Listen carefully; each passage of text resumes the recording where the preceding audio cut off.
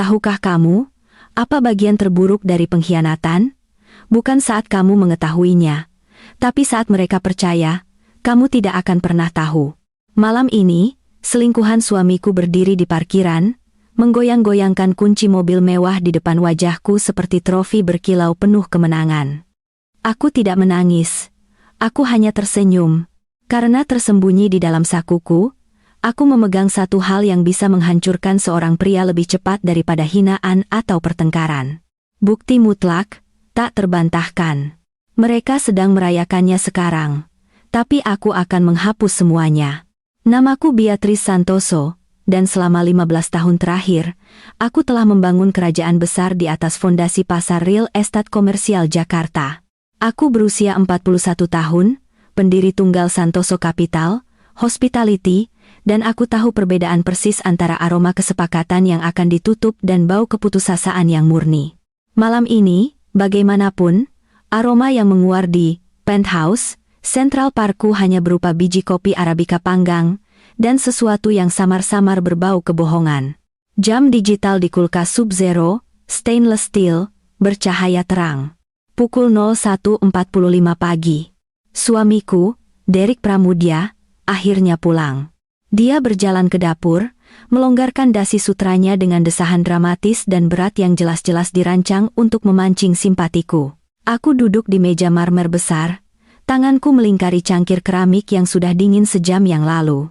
Derek adalah CEO Santoso Urban Developments, anak perusahaan yang sengaja kubuat untuknya. Aku melakukannya karena aku mencintainya dan karena pria seperti Derek, yang tumbuh besar berjuang untuk mendapatkan remah-remah di kota industri yang membusuk di sabuk karat, sangat membutuhkan panggung untuk tampil. Aku memberinya sorotan, naskah, dan penonton. Aku hanya tidak pernah berpikir dia akan mulai mengimprovisasi dialognya sendiri. "Kamu masih bangun," kata Derek, suaranya serak karena kelelahan palsu. Dia berjalan melewatiku, membungkuk untuk memberiku ciuman dangkal dan tanpa berpikir di dahiku. Dia berbau scotch, mahal dan udara basi daur ulang yang hanya kamu temukan di lobi hotel mewah. Aku baru saja meninjau proyeksi kuartalan untuk jaringan hotel butik baru. Aku berbohong dengan lancar. Kenyataannya, aku sedang menatap cakrawala kota yang ikonik, mengamati lampu-lampu Jakarta Pusat, dan bertanya-tanya mengapa ponsel suamiku terus masuk ke voicemail sejak pukul 6 sore. Derek menuang segelas air untuk dirinya sendiri dan bersandar di meja seberang. Menghadapku, dia mengeluarkan ponsel pintarnya dari saku dan langsung meletakkannya terbalik di permukaan marmer. Gerakan kecil naluriah itu menghantamku lebih keras daripada tamparan fisik di wajah. Itu adalah isyarat universal yang tak terbantahkan dari seorang pria yang menyembunyikan rahasia. "Malam yang berat?" tanyaku, memastikan suaraku tetap lembut dan mengundang.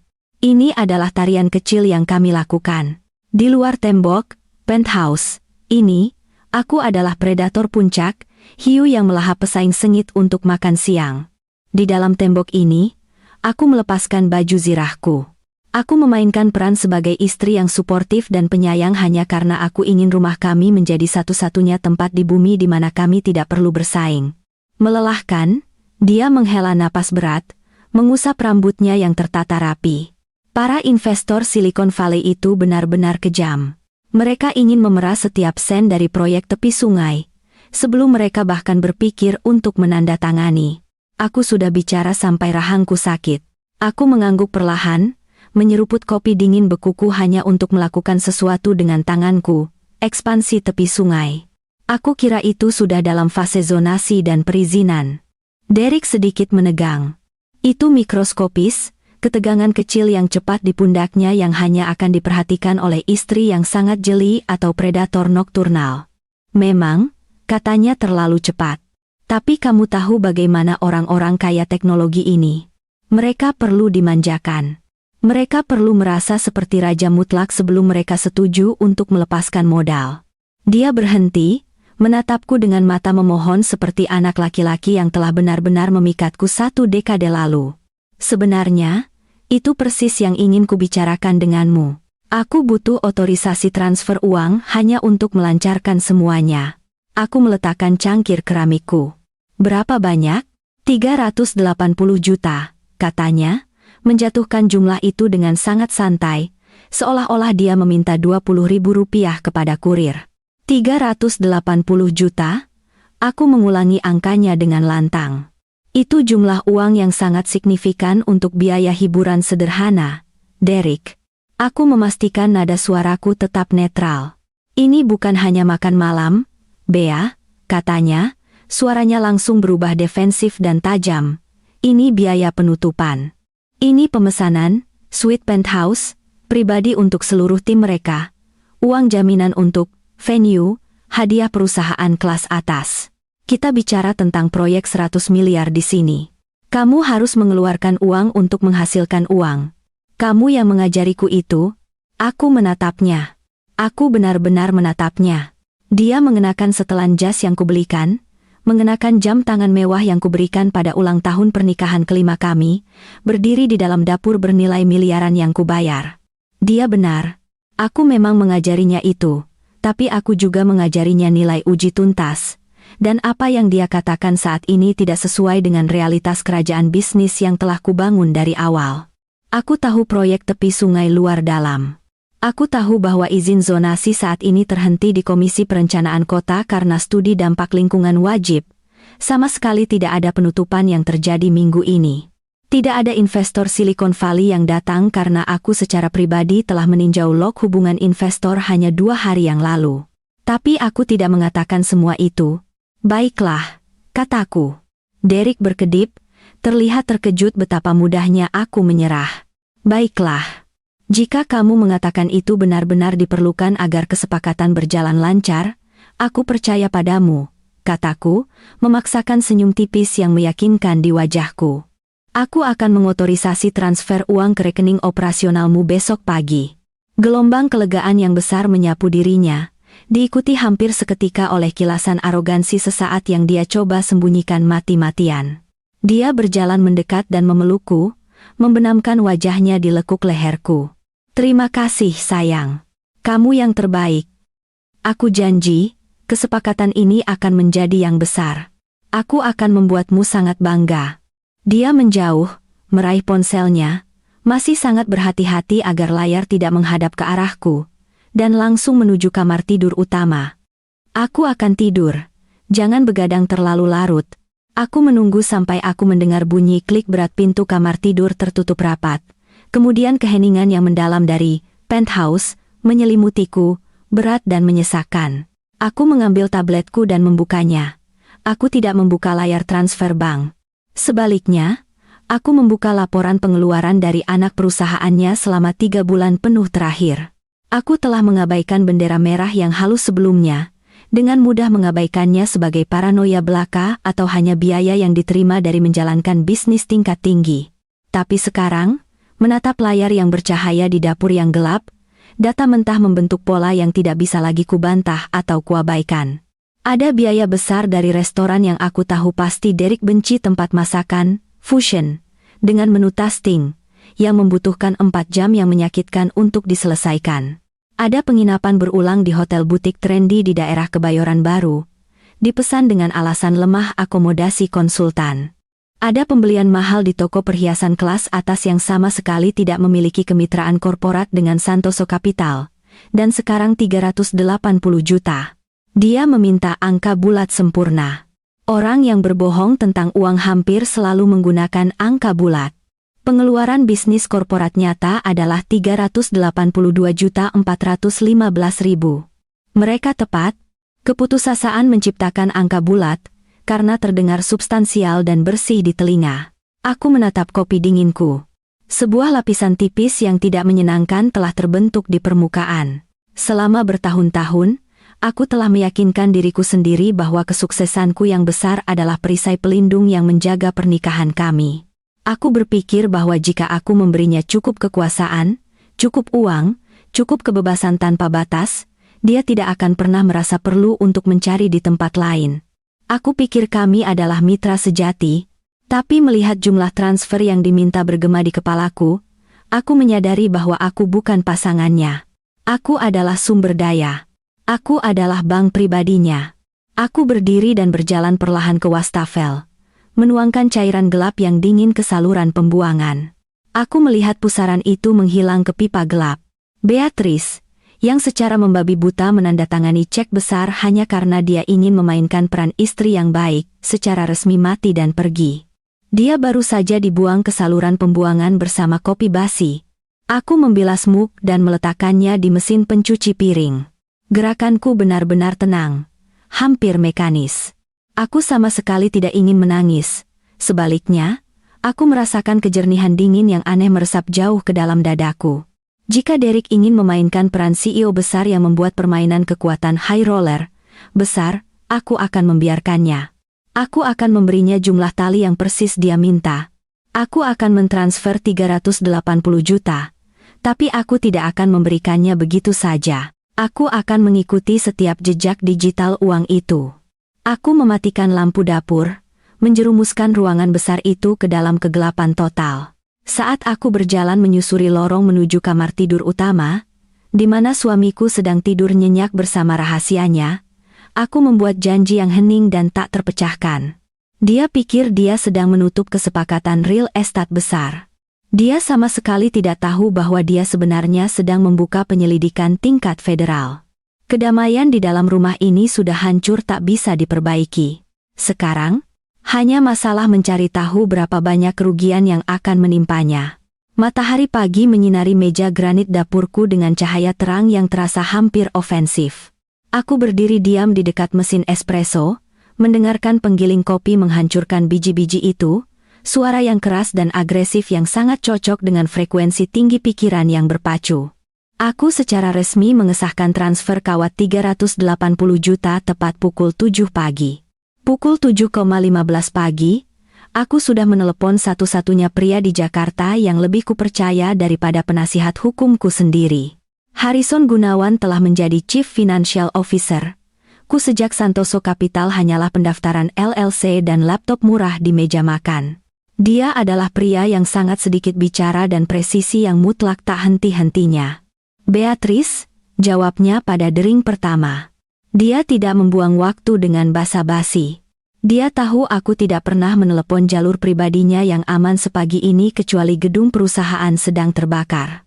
Aku baru saja menyetujui transfer uang ke rekening operasional pengembangan kota, kataku, menjaga suaraku tetap pelan meskipun aku sendirian di dapur. 380 juta. Memo internal menyatakan itu untuk uang jaminan vendor pada proyek tepi sungai. Aku sedang melihatnya sekarang, kata Harrison. Aku bisa mendengar ketukan ritmis cepat dari keyboard, mekanisnya di latar belakang.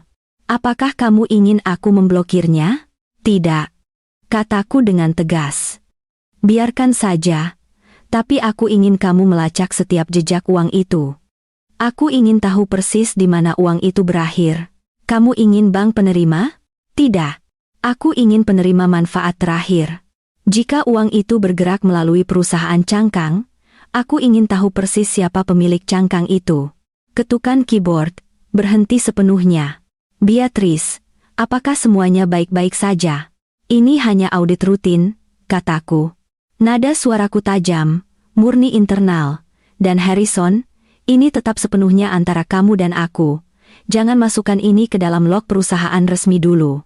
Dimengerti? Katanya singkat. Aku akan menyiapkan pelacakan awal untukmu sebelum tengah hari. Aku mengakhiri panggilan tepat pada saat aku mendengar air di kamar mandi atas mati. Aku menyelipkan ponselku ke saku dan mengambil whisk stainless steel. Ketika Derek masuk ke dapur, aku sedang dengan ahli membalik omelet.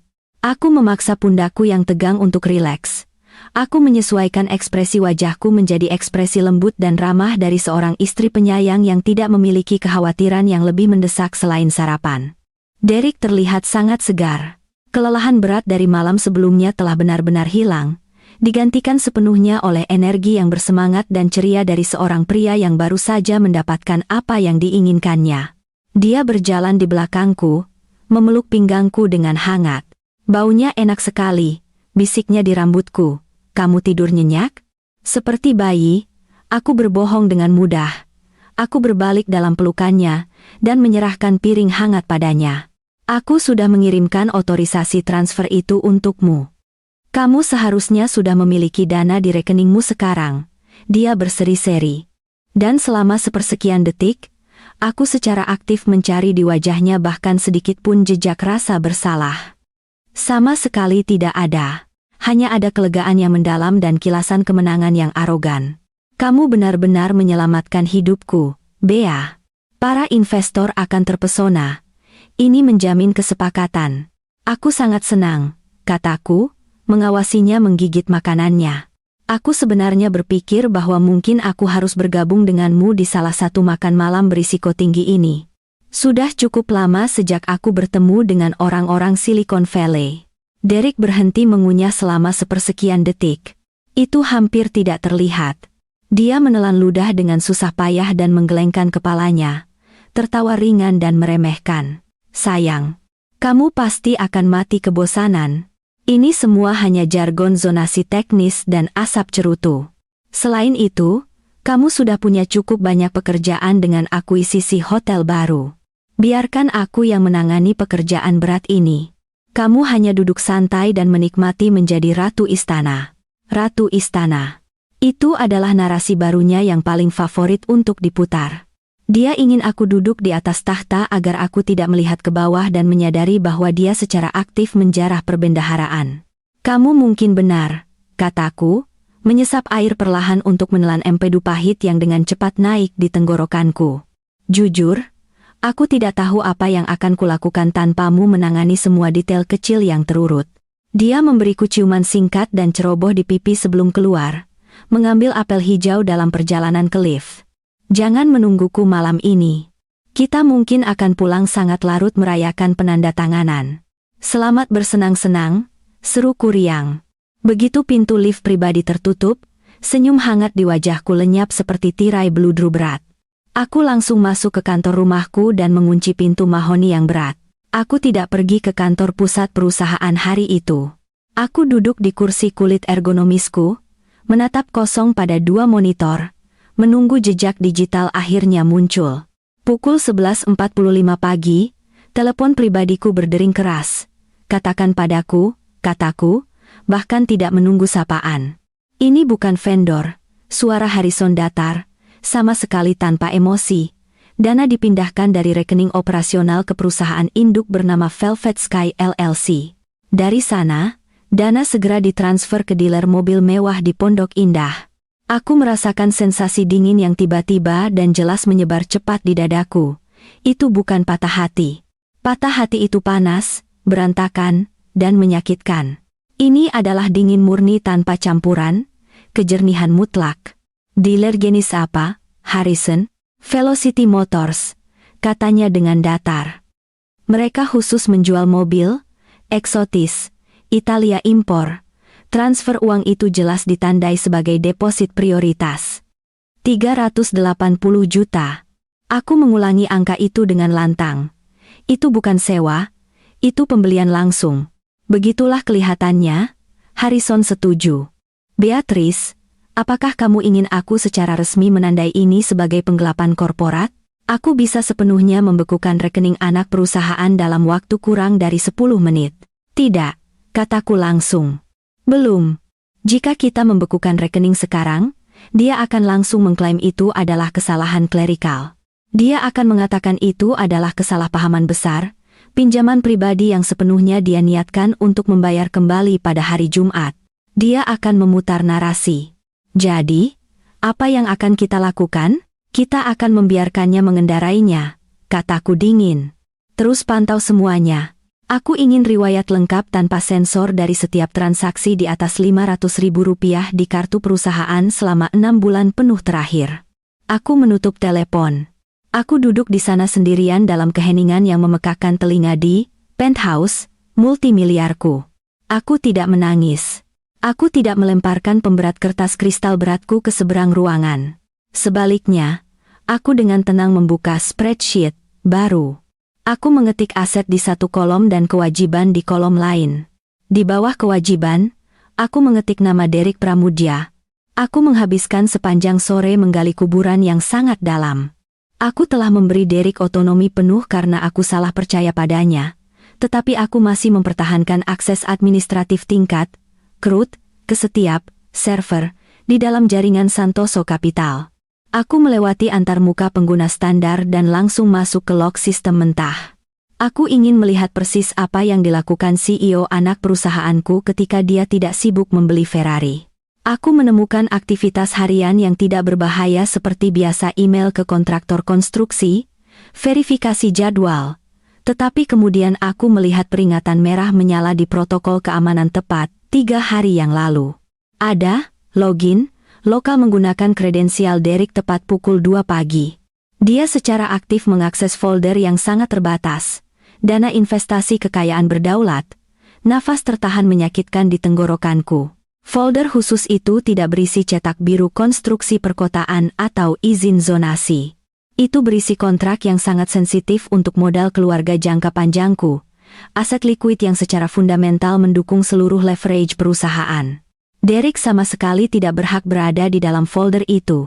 Dia memiliki akses hanya baca, tetapi logi server, dengan jelas menunjukkan bahwa dia menghabiskan 40 menit yang panjang meninjau dengan cermat klausa likuidasi dan hak transfer pasangan. Dia tidak hanya mencuri uang perusahaan untuk membeli mobil mewah. Dia secara aktif mempelajari cetak biru arsitektur kerajaanku untuk melihat apakah dia entah bagaimana bisa mencabut batu fondasi tanpa seluruh atap runtuh di kepalanya. Aku menutup laptop. Matahari mulai terbenam di atas Jakarta, memancarkan bayangan merah oranye panjang di seluruh ruangan. Derek jujur berpikir dia sangat cerdas. Dia pikir dia sedang memainkan permainan catur yang rumit dan canggih sementara istrinya yang tidak tahu apa-apa sibuk merangkai bunga. Dia sombong. Tapi dia telah membuat satu kesalahan fatal yang tidak termaafkan. Dia berasumsi bahwa hanya karena aku diam, aku juga buta.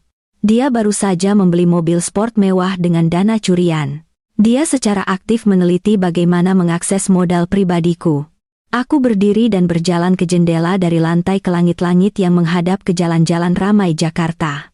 Aku bisa menghentikannya hari ini. Aku bisa menelepon otoritas federal. Tapi itu terlalu mudah. Itu hanya akan menjadi perceraian yang berantakan dan berkepanjangan.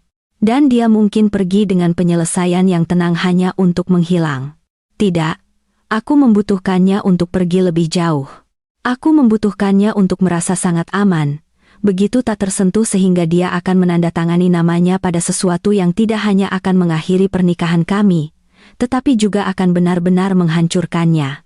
Aku berjalan kembali ke dapur dan mulai memotong sayuran secara metodis untuk makan malam. Ketika dia akhirnya pulang malam ini, aku akan dengan hangat menanyakan harinya.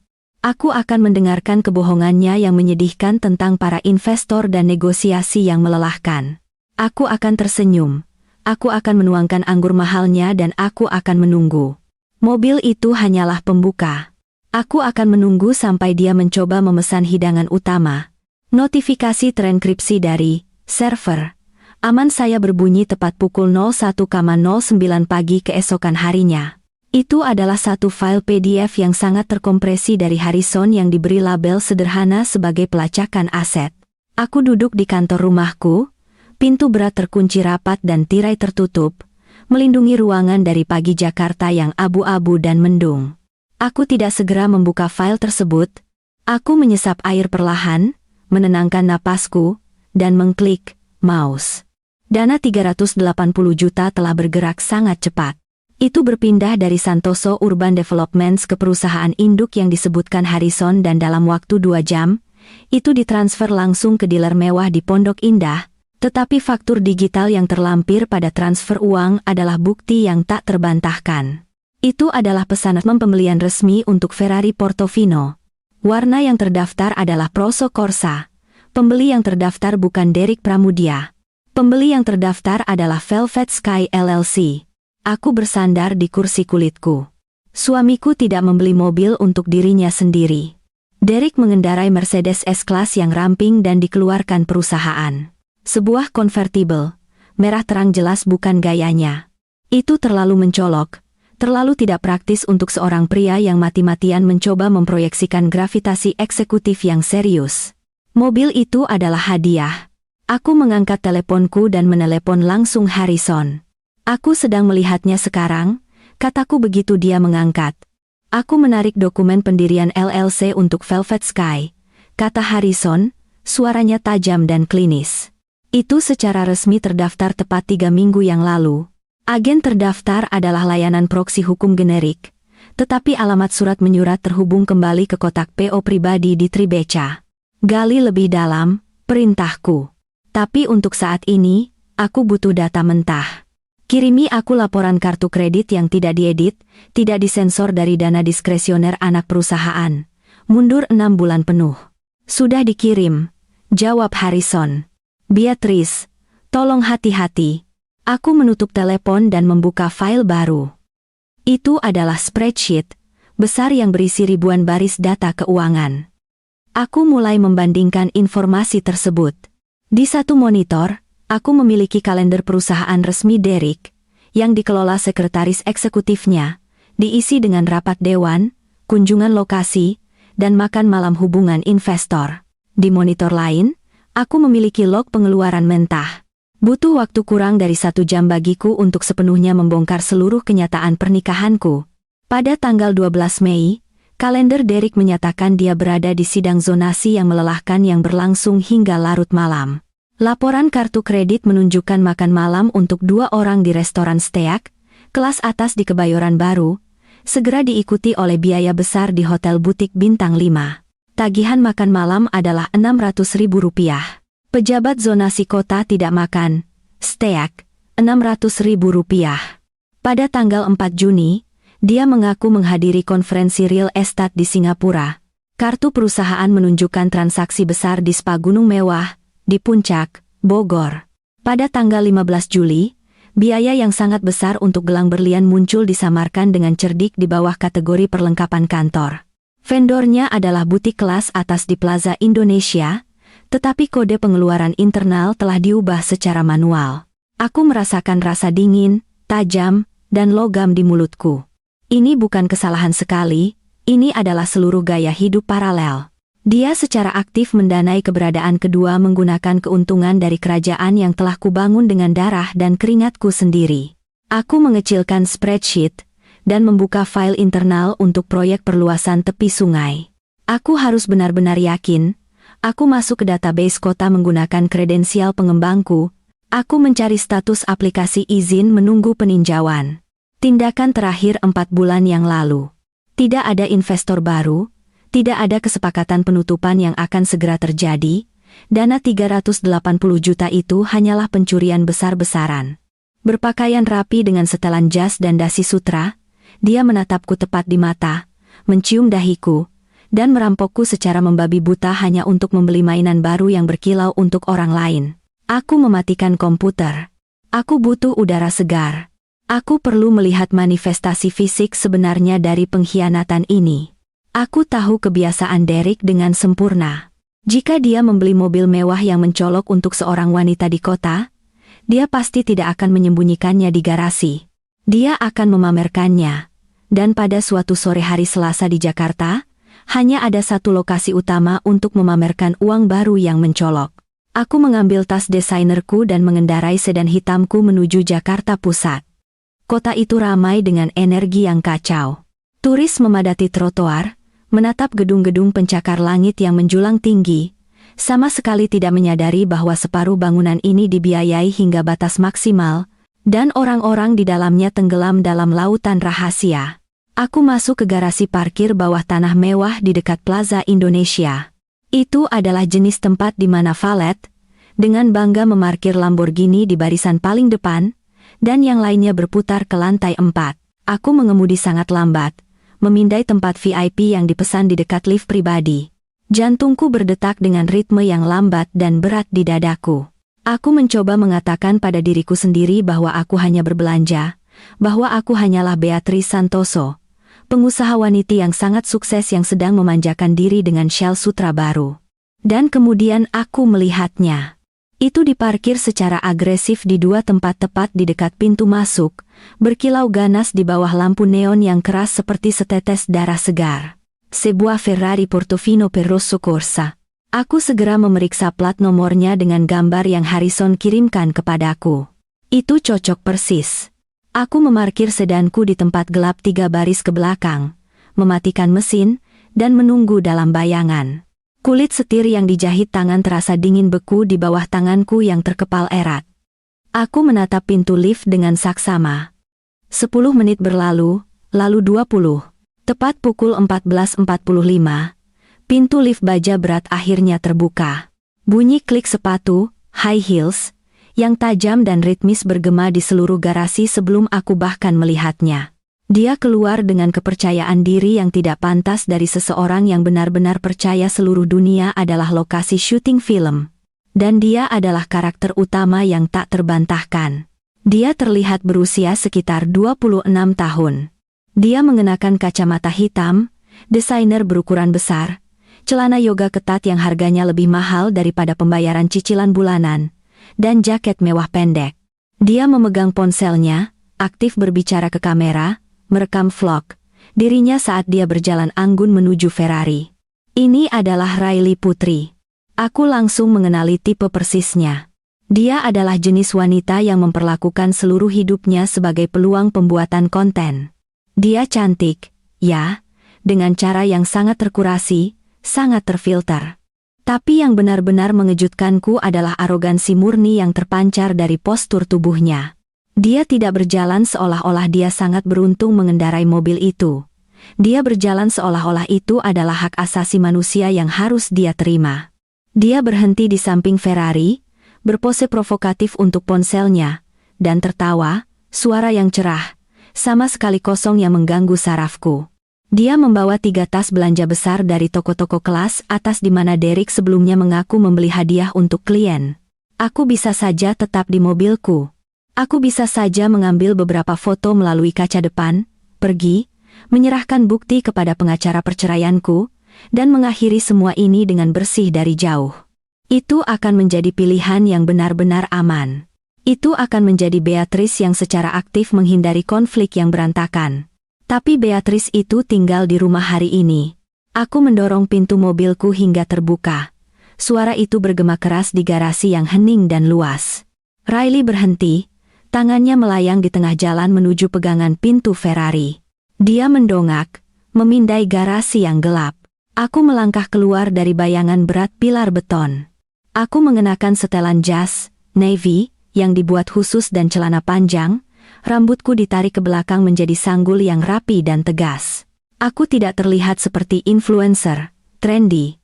Aku terlihat persis seperti orang yang menandatangani cek gaji para influencer. Aku berjalan lurus di tengah lorong beton, tumitku menghasilkan suara yang tajam dan sangat berwibawa. Aku tidak terburu-buru. Aku berjalan dengan langkah yang mantap, menakutkan seperti surat penggusuran yang tiba di surat. Riley menurunkan kacamata hitam desainernya, menyipitkan mata padaku. Dia belum mengenaliku. Baginya, aku hanyalah seorang wanita tua acak berjas yang berjalan melalui garasi parkir. Dia berbalik ke arah mobilnya, sama sekali mengabaikanku, dan menekan tombol buka kunci di kunci fobnya. Ferrari berbunyi nyaring. Aku berhenti tepat 3 meter darinya. Mobil yang indah, kataku. Suaraku sangat tenang, sedikit bergema di dinding betonnya yang dingin. Riley berbalik, senyum sopan tapi sangat meremehkan terpampang di wajahnya. Terima kasih. Pacarku baru saja membelikannya untukku. Aku tahu, kataku datar. Aku yang membayarnya. Senyum palsu itu langsung goyah. Dia benar-benar membeku, jempolnya melayang tidak berguna di atas layar ponselnya. Dia menatapku. Dia benar-benar menatapku, dan aku melihat momen persis ketika kesadaran menghantamnya seperti kereta api barang. Dia melihat perhiasan yang sangat mahal yang kukenakan, cara berdiriku yang berwibawa, kemiripan yang tak terbantahkan dengan wanita yang mungkin hanya dia lihat berlama-lama di latar belakang kehidupan Derek. Aku tidak bergerak sedikit pun. Aku hanya berdiri di sana menunggu dia sepenuhnya memahami bahwa permainan yang dia kira sedang dia mainkan baru saja secara brutal berpindah ke pemilikan. Udara di garasi terasa sangat berat, jenuh dengan bau knalpot dan parfum murah yang menyengat. Aku melihat Riley Putri memproses pernyataanku. Selama sepersekian detik, aku melihat kepanikan mentah dan tanpa filter melintas di matanya. Insting primal seorang pencuri yang tertangkap basah dengan tangan di dalam mesin kasir. Tapi kemudian ekspresi yang sama sekali berbeda mengambil alih. Itu adalah tatapan pembangkangan murni, yang sepenuhnya didorong oleh arogansi seorang wanita yang dengan bodohnya percaya dia telah memenangkan perang. Dia tidak mundur, sebaliknya, dia melangkah maju dengan berani ke arahku, tumitnya berbunyi agresif di beton. Dia memiringkan kepalanya, memeriksaku dengan simpati pura-pura yang dirancang sempurna untuk memotong lebih dalam daripada pisau fisik. "Kamu pasti Bea," katanya, suaranya meneteskan kemanisan buatan yang menjijikkan. "Aku mengenalimu dari foto-foto berbingkai di mejanya. Meskipun jujur, kamu terlihat jauh lebih tua secara langsung." Dia menunggu dengan tidak sabar agar aku tersentak. Aku tidak menggerakkan otot. Aku menjaga wajahku tetap mulus sempurna, tanganku santai di samping tubuhku. "Seharusnya aku menyapa," lanjut Riley, sepenuhnya mempersempit jarak di antara kami hingga aroma semprotan tubuh vanilanya yang menyengat menjadi menyesakan. "Karena kita praktis keluarga sekarang, Derek sering membicarakanmu." "Yah, tidak selalu. Biasanya, hanya ketika dia mengeluh betapa sesaknya rumah itu." Dia mengangkat tangannya, menggoyangkan kunci fob Ferrari tepat di depan wajahku. Kilauan merah mengilap menangkap cahaya neon yang keras. Dia mengocoknya sedikit, menghasilkan suara gemerincing mengejek yang bergema dalam keheningan garasi. Dia bilang dia membeli ini karena dia akhirnya ingin melihat seseorang benar-benar menikmati hidup untuk sebuah perubahan, katanya.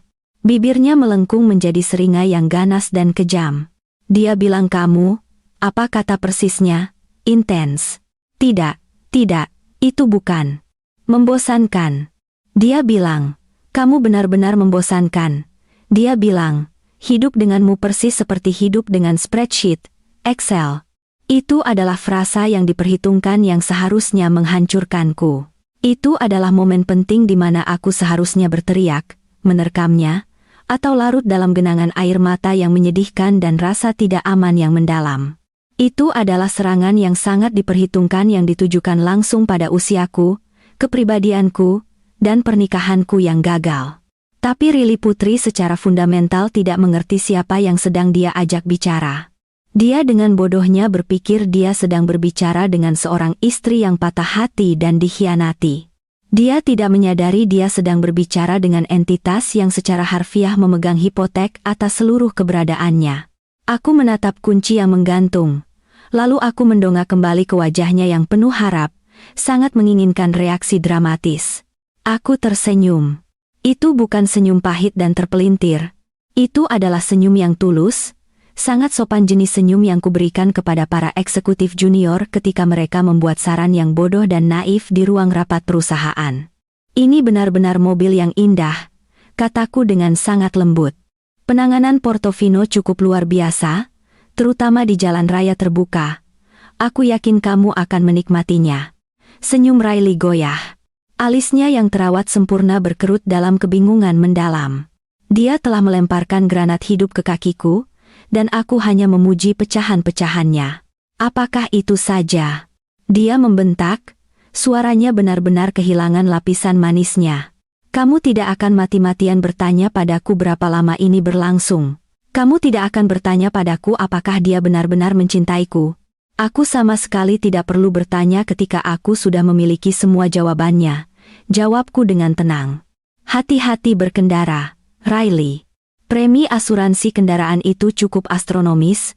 Aku membalikkan punggungku, sama sekali mengabaikannya, seolah-olah dia hanyalah seorang avalet. Aku sudah selesai. Kurangnya konflik benar-benar membuatnya marah. Dia sangat membutuhkan konfrontasi dramatis untuk memvalidasi posisinya. Jika aku menolak untuk melawannya, dia bukanlah pemenang yang berjaya. Dia hanyalah selingkuhan murahan yang berdiri di garasi parkir. Hei! Teriaknya, suaranya yang melengking bergema tajam di dinding. Jangan membalikkan punggungmu padaku. Kamu pikir kamu jauh lebih unggul hanya karena kamu punya cincin. Lihat ini. Dia mendorong lengannya ke depan, menggoyangkan pergelangan tangannya dengan keras. Dia memberiku ini untuk peringatan 3 bulan kami. Dan tas ini, kami membelinya di Singapura minggu lalu.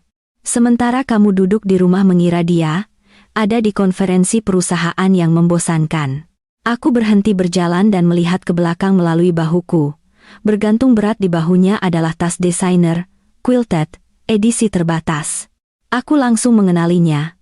Itu cocok persis dengan biaya 3,2 juta rupiah di kartu perusahaan yang diajukan secara curang sebagai perlengkapan kantor untuk Departemen Pemasaran.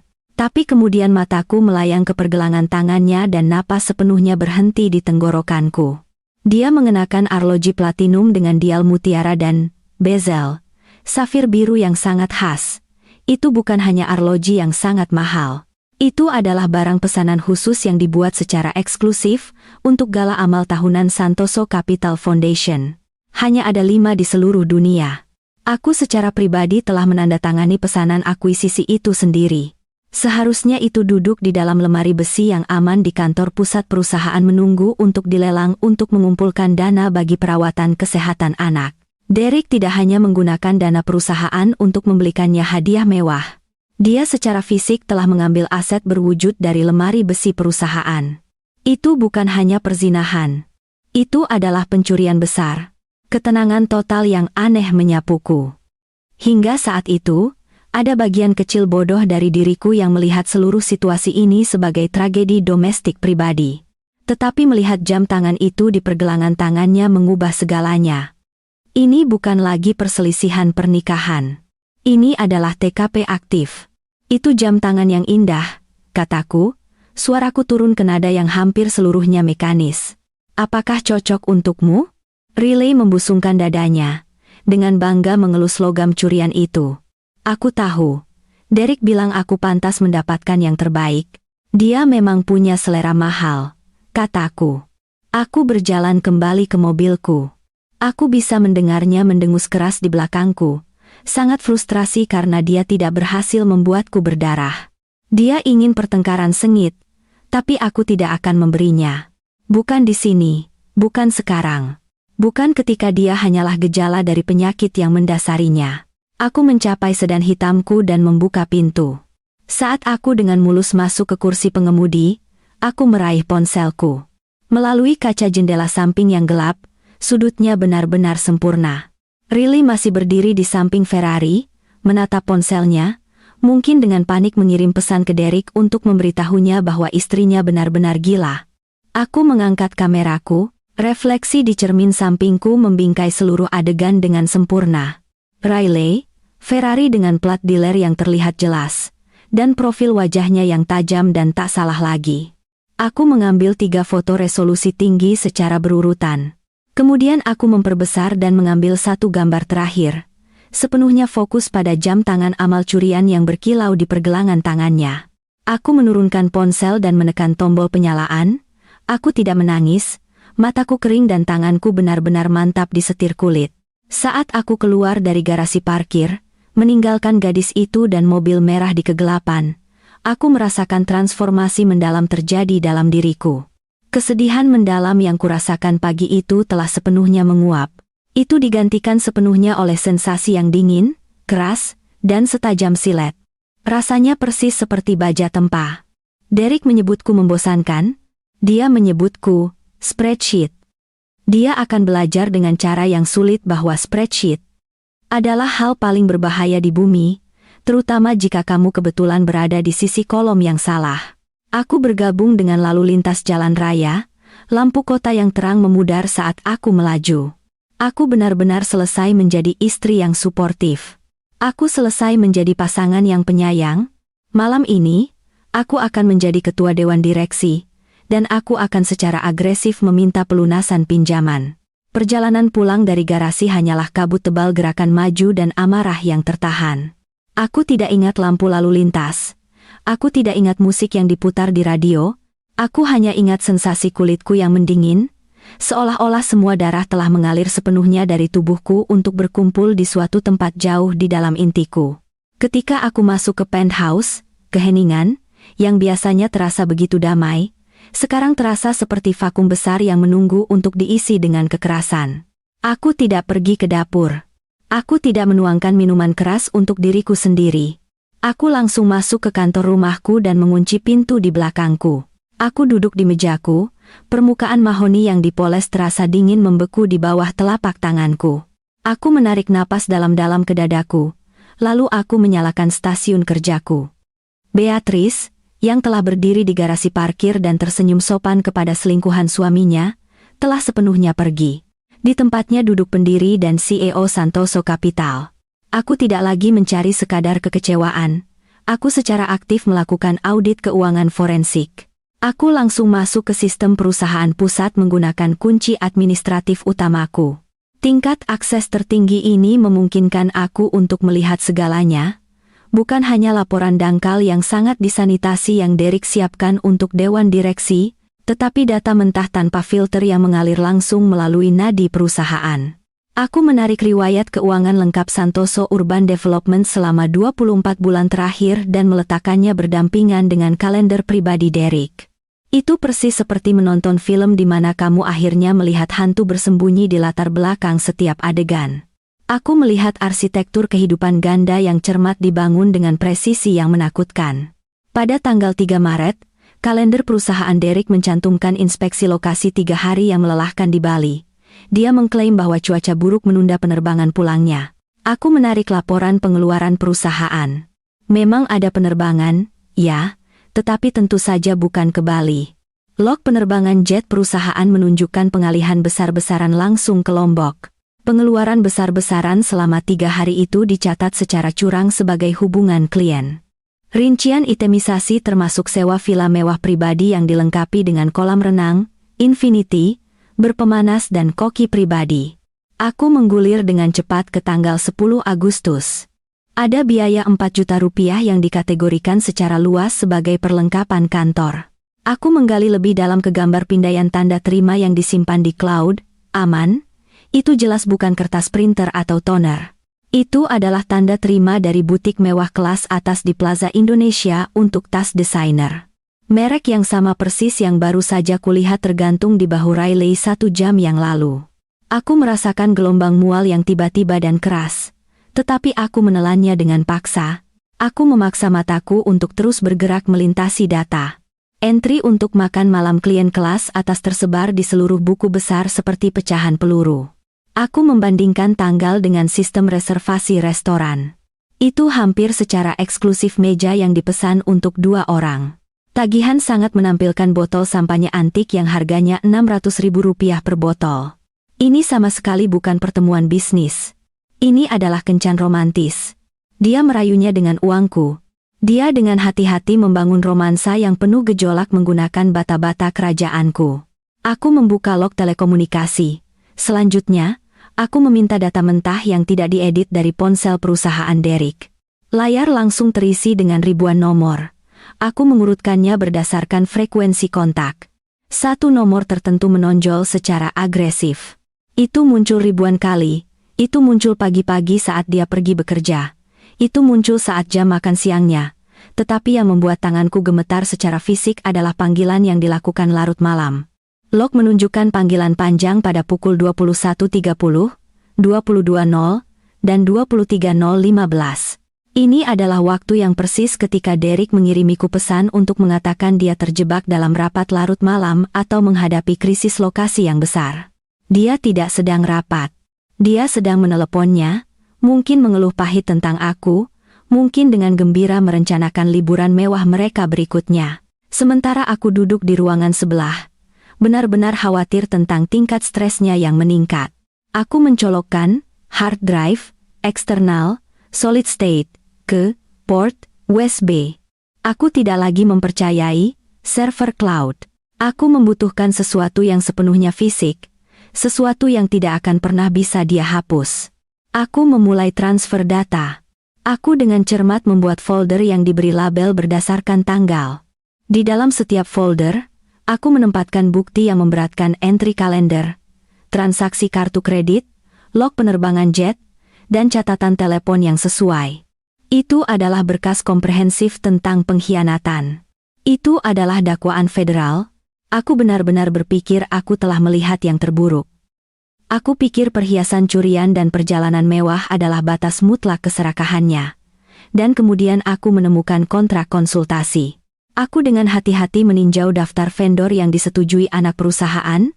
Mencari ketidakberesan keuangan lainnya ketika aku melihat pembayaran bulanan besar yang berulang sebesar 100 juta rupiah ditransfer ke perusahaan bernama Northbridge Consulting LLC. Nama itu terdengar sangat profesional. Itu terdengar persis seperti firma konsultan sah yang mungkin sering kami pekerjakan untuk perencanaan kota atau menavigasi birokrasi peraturan yang kompleks. Tetapi jumlah yang sangat besar itu memicu instingku. 100 juta rupiah sebulan. Itu adalah biaya, retainer, bulanan untuk firma hukum korporat tingkat atas, bukan beberapa kelompok konsultan generik. Aku mengklik lebih dalam ke profil vendor. Kontrak tersebut telah ditandatangani secara resmi oleh Derek Pramudya atas nama Santoso Capital dan seorang individu bernama R. Putri atas nama Northbridge Consulting. Jantungku benar-benar berhenti. R. Putri Riley Putri.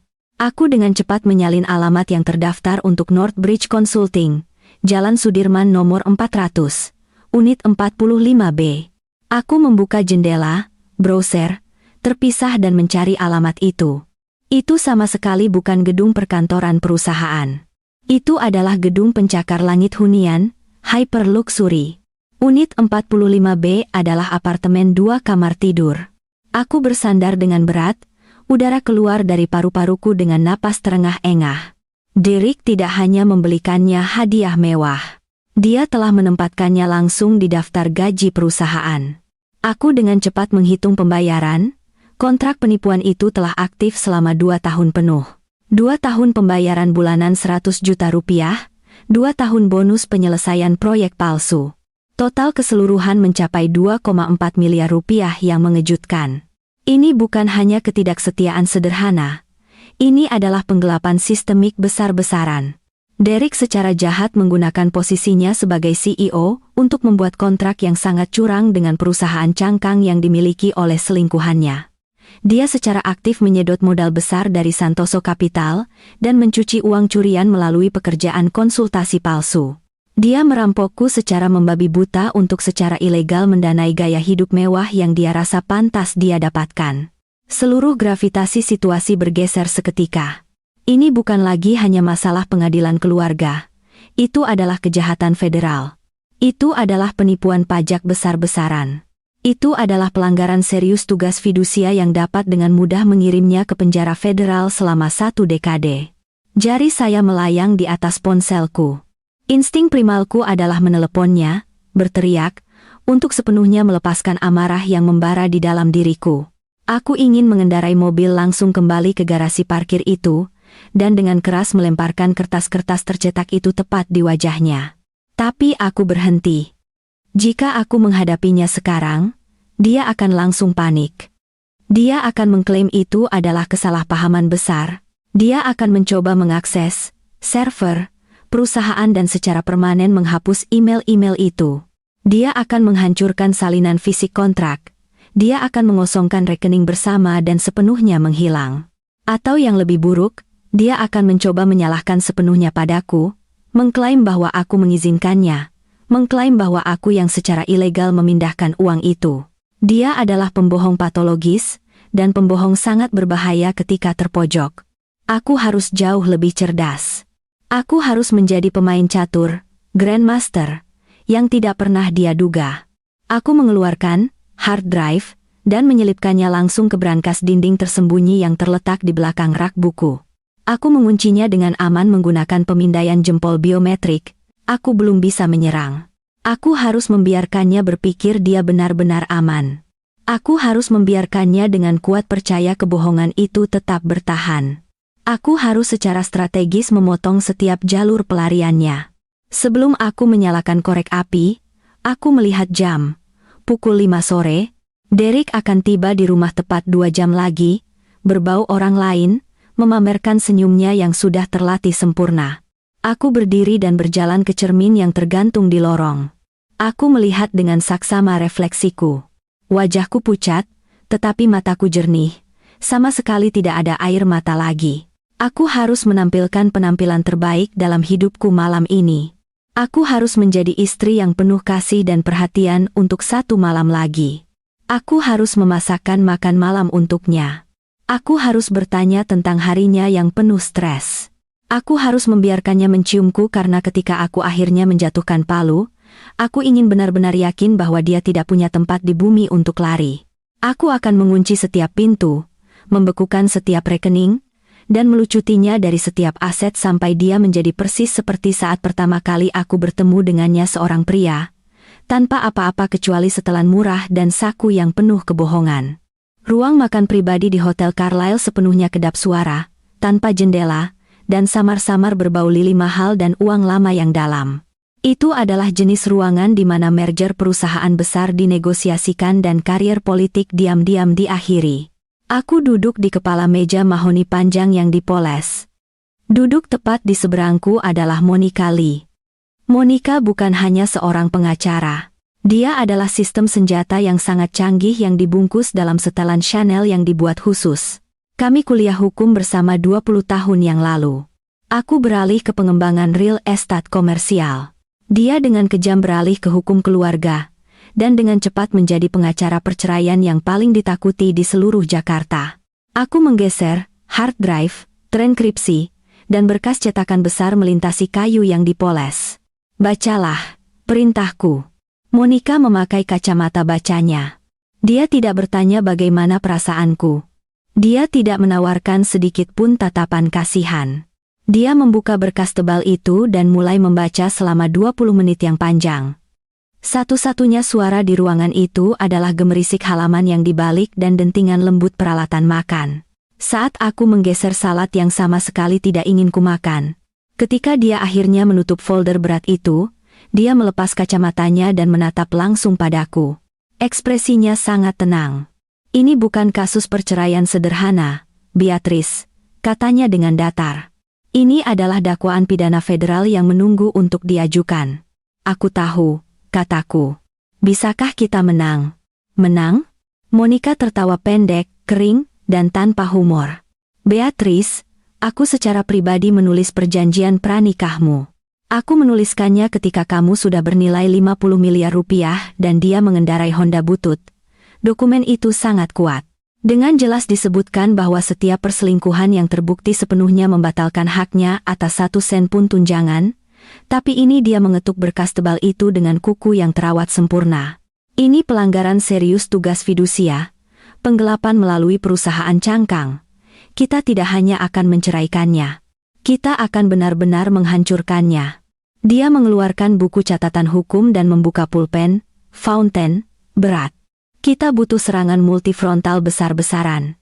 Jika kita mengajukan gugatan cerai terlebih dahulu, dia akan tahu. Dia akan mencoba melikuidasi aset atau menghancurkan bukti di server perusahaan. Kita sama sekali tidak boleh memberinya kesempatan. Jadi, kita menyerangnya di mana-mana sekaligus, kataku. Tepat, kata Monica, menulis dengan cepat. Kita laksanakan secara bersamaan. Aku akan menyusun gugatan cerai yang secara agresif mengutip perzinahan dan penipuan keuangan besar-besaran. Tetapi kita tidak akan menyampaikannya dulu. Pertama, kita butuh pemutusan hubungan kerja perusahaan. Aku bisa saja memecatnya, kataku. Aku pemegang saham mayoritas. Tidak, Monica mengoreksi dengan tajam. Kamu tidak bisa hanya memecatnya begitu saja. Kamu perlu secara resmi memecatnya dengan alasan yang sah untuk secara hukum memicu klausa clawback dalam kontrak eksekutifnya. Itu berarti kita perlu melibatkan dewan direksi, tetapi hanya yang benar-benar kita percayai. Begitu dia dipecat dengan alasan yang sah, seluruh paket pesangonnya, Golden Parachute, 4 miliar rupiah itu, sepenuhnya batal. Dia mendongak, matanya menyipit. Tapi ada hal lain di sini. Sesuatu yang mungkin kamu lewatkan dalam volume data yang sangat besar. Dia membalik kembali ke halaman 42 dari berkas yang telah kubuat. Itu adalah cetakan email yang Derek kirimkan ke akuntan eksternal perusahaan kami tepat 3 hari yang lalu. Lihat baris subjeknya, kata Monica. Aku membacanya dengan lantang. Realokasi aset untuk optimisasi pajak. Baca isinya. Perintahnya. Aku memindai teks. Derek secara aktif meminta para akuntan untuk menyiapkan transfer hukum 18% dari saham berbasis kinerjanya ke dalam trust pribadi di luar negeri. Dia mengklaim itu untuk menurunkan beban pajaknya untuk tahun fiskal mendatang. Aku tidak mengerti, kataku. Dia bahkan belum memiliki saham-saham itu. Mereka belum jatuh tempo selama 2 tahun penuh. Dia tahu itu, kata Monica, suaranya turun menjadi bisikan tajam. Dia secara aktif mencoba menipu para akuntan untuk menyetujui transfer modal yang belum jatuh tempo.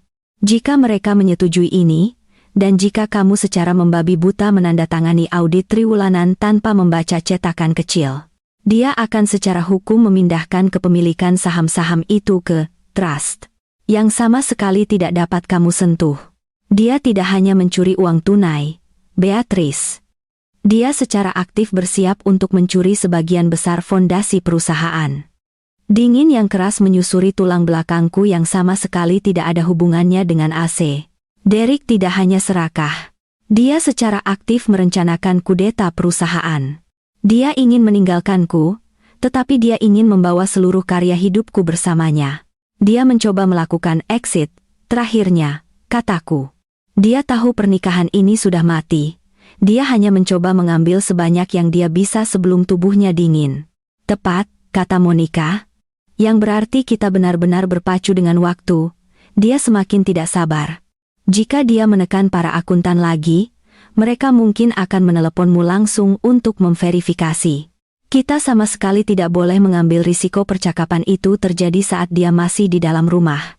Dia merobek halaman dari buku catatan hukum dan menyerahkannya kepadaku. Itu adalah garis waktu yang tepat. Ini rencananya, kata Monica. Kita bergerak pada hari Jumat. Kamu mengizinkan Harrison untuk menyiapkan pembekuan bank total. Aku akan menyiapkan surat cerai yang sudah dicap dan siap. Kamu memicu lockdown, IT dan kemudian barulah kita menjatuhkan bom. Jumat, aku mengulangi. Itu tepat 48 jam lagi? Bisakah kamu tetap tenang selama 2 hari lagi? Tanya Monica, menatapku dengan saksama. Bisakah kamu tidur di ranjang yang sama dengannya dan tidak menutupi wajahnya dengan bantal? Aku bisa melakukannya, kataku tegas. Aku sudah bernegosiasi dengan hiu sejati selama 20 tahun. Derek hanyalah ikan kecil yang secara salah percaya dia adalah predator. Bagus sekali, kata Monica. Dia mengangkat teleponnya. Aku akan mulai menyusun mosi. Kamu tangani logistik internal dan Beatrice. Siapkan tim keamananmu. Ketika pria seperti Derek menyadari permainan sudah berakhir, dia tidak hanya menyerah. Dia meledak. Aku meninggalkan hotel mewah dan masuk ke mobilku. Aku tidak pulang. Aku langsung pergi ke kantor pusat Santoso Capital. Aku langsung masuk ke kantor Harrison Gunawan. Dinding kaca berembun, menawarkan privasi total. Harrison mendongak begitu aku masuk, melihat ekspresi di wajahku, dan segera meletakkan ponselnya. Apakah sudah selesai? Tanyanya. Belum sepenuhnya, kataku. Kita akan bergerak pada Jumat malam. Aku ingin kamu menyiapkan dokumen untuk bank.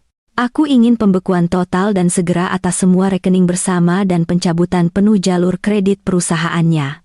Aku ingin surat-surat kepada investor disiapkan dan siap menjelaskan bahwa ada perubahan kepemimpinan mendadak karena restrukturisasi internal. Dan Harrison, aku ingin kamu menyusun surat pemutusan hubungan kerja resmi. Harrison mengangguk, wajahnya muram. Aku akan menyiapkan semuanya. Yang aku butuhkan hanyalah sinyal. Sinyalnya akan berupa pesan teks, kataku. 1 kata saja. Ketika kamu menerimanya, laksanakan semuanya. Jangan telepon aku, cukup putuskan aksesnya. Dimengerti, katanya. Ada 1 perhentian terakhir yang harus dilakukan. Aku naik lift ke lobi dan menemukan kepala keamanan gedung, seorang pria besar mantan militer bernama Markus. Aku memintanya untuk berjalan bersamaku ke sudut tenang lobi yang luas. Nona Santoso, kata Markus, mengangguk hormat. Markus, kita punya situasi yang sangat pelik, kataku, menjaga suaraku tetap profesional. Pada Jumat malam, ada kemungkinan besar bahwa seorang penghuni, penthouse, akan menjadi sangat sulit. Aku mengakhiri kontrak kerja dan pernikahan secara bersamaan. Markus bahkan tidak berkedip. Pak Pramudia? Ya. Kataku. Apa instruksimu? Aku ingin tim penuh siaga di lobi, kataku. Jika aku menelepon ke bawah, aku ingin kamu berada di lift dalam 30 detik. Dan Markus, jika dia menolak meninggalkan tempat setelah aku memintanya, aku ingin dia dikeluarkan secara fisik. Aku tidak peduli apakah dia mengenakan tuxedo atau piyamanya. Jika dia menolak, perlakukan dia seperti penyusup. Kami akan menanganinya, Nona, kata Markus. Apakah Anda ingin kami menonaktifkan akses kunci fobnya terlebih dahulu? Tidak, kataku. Aku ingin dia bisa masuk. Aku ingin dia merasa sangat nyaman. Aku ingin dia pulang berpikir semuanya normal. Aku akan memberitahumu persis kapan harus memutus aksesnya. Aku pulang saat matahari terbenam di atas cakrawala ikonik yang telah kubantu bangun. Kota itu terlihat indah, jaringan emas dan baja yang bersinar. Derek akan segera tiba di rumah. Dia mungkin akan dalam suasana hati yang fantastis. Dia akan berpikir email penipuannya kepada para akuntan sedang diproses dengan lancar. Dia akan berpikir selingkuhan mudanya menunggunya dengan jam tangan curian barunya. Dia akan berpikir aku adalah istri bodoh yang sama yang secara membabi buta menandatangani apapun yang dia letakkan di depannya. Dia sama sekali tidak tahu bahwa seluruh papan catur telah sepenuhnya diatur ulang saat dia sibuk melihat dirinya sendiri di cermin. Aku masuk ke penthouse dan melepas sepatu hakku. Aku masuk ke dapur dan mulai mengambil bahan-bahan dari kulkas. Aku akan memasak makan malam favoritnya. Aku akan menuangkan segelas anggur untuknya. Aku akan mendengarkannya berbicara tanpa henti tentang harinya. Aku akan memberinya 48 jam lagi untuk merasa seperti raja mutlak, karena ketika jam akhirnya berbunyi pada Jumat malam, seluruh istananya akan hancur lebur dan akulah yang memegang pemicunya. Jumat malam tiba, diselimuti kabut tebal dan mencekik yang bergulir dari sungai Ciliwung. Tapi di dalam penthouse kami, suasana berderak dengan energi listrik panik dari seorang pria yang secara aktif bersiap untuk penobatannya. Derek berada di dalam lemari utama yang besar, dengan gembira bersiul melodi yang tidak kukenal. Itu adalah melodi yang ringan, ceria, yang terdengar sangat menjijikkan di tengah kenyataan mengerikan yang akan segera terjadi. Aku duduk di tepi tempat tidur, mengawasinya melalui pintu yang terbuka. Dia mengoleskan kolone dengan tangan yang sangat berat. Aroma cendana dan bergamot melayang padaku, pekat dan memuakkan. Itu adalah kolone yang sama persis yang dia kenakan pada kencan pertama kami, dan sekarang dia secara aktif menggunakannya untuk merayu wanita lain sambil menghabiskan uangku. Dia menyesuaikan kancing manset emas persegi yang telah kubelikan untuk ulang tahunnya yang ke-35. Dia berbalik ke cermin setinggi badan, menghaluskan lapel sutra tuxedo biru tengah malamnya. Dia terlihat tampan. Aku tidak bisa menyangkal bahwa dia terlihat persis seperti suami yang sempurna, CEO yang sangat sukses, pria yang dengan mudah memiliki segalanya. Sangat disayangkan bahwa dalam beberapa jam, dia tidak akan lebih dari sekadar statistik. Kamu terlihat sangat rapi, kataku. Suaraku sangat stabil. Aku secara aktif telah melatih nada suara ini di kamar mandi selama 20 menit. Itu hangat, mendukung, dan benar-benar kosong. Derek berputar, memancarkan senyum cerah seperti anak laki-laki yang pernah membuat lututku lemas. Kamu pikir begitu? Pertemuan malam ini benar-benar krusial, Bea. Para investor ini adalah penjaga lama yang ketat. Mereka menilaimu dari potongan jasmu, bahkan sebelum kamu membuka mulut. Kamu bertemu dengan siapa lagi? Tanyaku. Pura-pura tidak tahu apa-apa. Konsorsium Surabaya, katanya tanpa sedikit pun keraguan. Aku sudah memberitahumu tentang mereka. Mereka sangat tertarik dengan kemitraan besar untuk perluasan pesisir. Jika kita menutup ini, Santoso akan menjadi perusahaan nasional sepenuhnya. Itu bohong belaka. Tidak ada konsorsium Surabaya. Tidak ada perluasan pesisir. Hanya ada meja untuk 2 orang di The Apex di Tamrin dan seorang selingkuhan yang dengan tidak sabar menunggu perayaan. Dia berjalan ke tempat tidur dan duduk tepat di sampingku, meraih tanganku, telapak tangannya sedikit lembab, gugup, atau mungkin kegembiraan. Sebenarnya, sayang, ada satu rintangan terakhir, katanya. Suaranya turun menjadi bisikan rahasia yang pelan. Agar mereka secara resmi menandatangani surat niat malam ini, aku perlu menunjukkan bukti likuiditas mutlak. Mereka ingin melihat cadangan modal yang substansial di rekening operasional hanya selama 24 jam untuk membuktikan bahwa kita sangat serius. Aku menatapnya. Aku menatap pria yang dengan sungguh-sungguh bersumpah untuk mencintai dan menghormatiku. Dia menatapku kembali dengan mata lebar dan cemas. Secara harfiah memintaku untuk memberinya pisau yang ingin dia tusuk di punggungku. "Berapa banyak yang kamu butuhkan?" tanyaku. 1.800.000.000 rupiah, katanya. Dia mengatakannya dengan sangat santai. Baginya, itu hanyalah angka di layar. Bagiku, itu adalah penghinaan terakhir yang mutlak. Dia sangat membutuhkan hampir 2 miliar rupiah untuk mengesankan relay. Mungkin untuk uang muka besar properti mewah untuknya, atau untuk menyembunyikan di rekening offshore yang dia kira aku tidak akan melihatnya. Aku membiarkan keheningan yang berat menggantung di udara sejenak. Aku mengawasinya berkeringat. Aku melihat getaran kecil yang tak terlihat di kelopak matanya saat dia menunggu jawabanku. Dia benar-benar ketakutan bahwa aku akan mengatakan tidak. Dia membutuhkan uang tunai ini untuk menjaga rumah kartunya yang rapuh tetap berdiri selama 1 minggu lagi. Aku menggenggam tangannya. Aku memaksakan senyum lembut dan memanjakan di wajahku. Senyum yang mencapai mataku cukup untuk benar-benar meyakinkan. "Tentu saja," kataku lembut, "jika itu untuk impianmu, Derek, lakukanlah. Aku akan mengotorisasi transfer besar dari dana itu segera." Udara keluar dari paru-parunya dalam desahan kelegaan yang besar dan terengah-engah. Dia menarikku ke pelukan erat, memelukku erat-erat. "Terima kasih, Bea. Kamu sama sekali tidak tahu artinya ini. Aku melakukan semua ini untuk kita. Ketika kesepakatan besar ini selesai, aku akan mengajakmu jalan-jalan mewah, hanya kita berdua." Aku bersumpah. "Aku tahu kamu melakukan ini untuk kita," bisikku di jaket mahalnya. Dia menarik diri, mencium bibirku dengan cepat, dan memeriksa jam tangan mewahnya. "Aku harus pergi. Aku tidak ingin membuat mereka menunggu. Jangan menungguku. Negosiasi ini bisa berlangsung hingga larut malam. Semoga berhasil," kataku. Dia meraih ponselnya dan praktis berlari keluar ruangan. Aku mendengar langkah kakinya yang berat bergema di lorong. Kemudian pintu depan terbuka dan tertutup.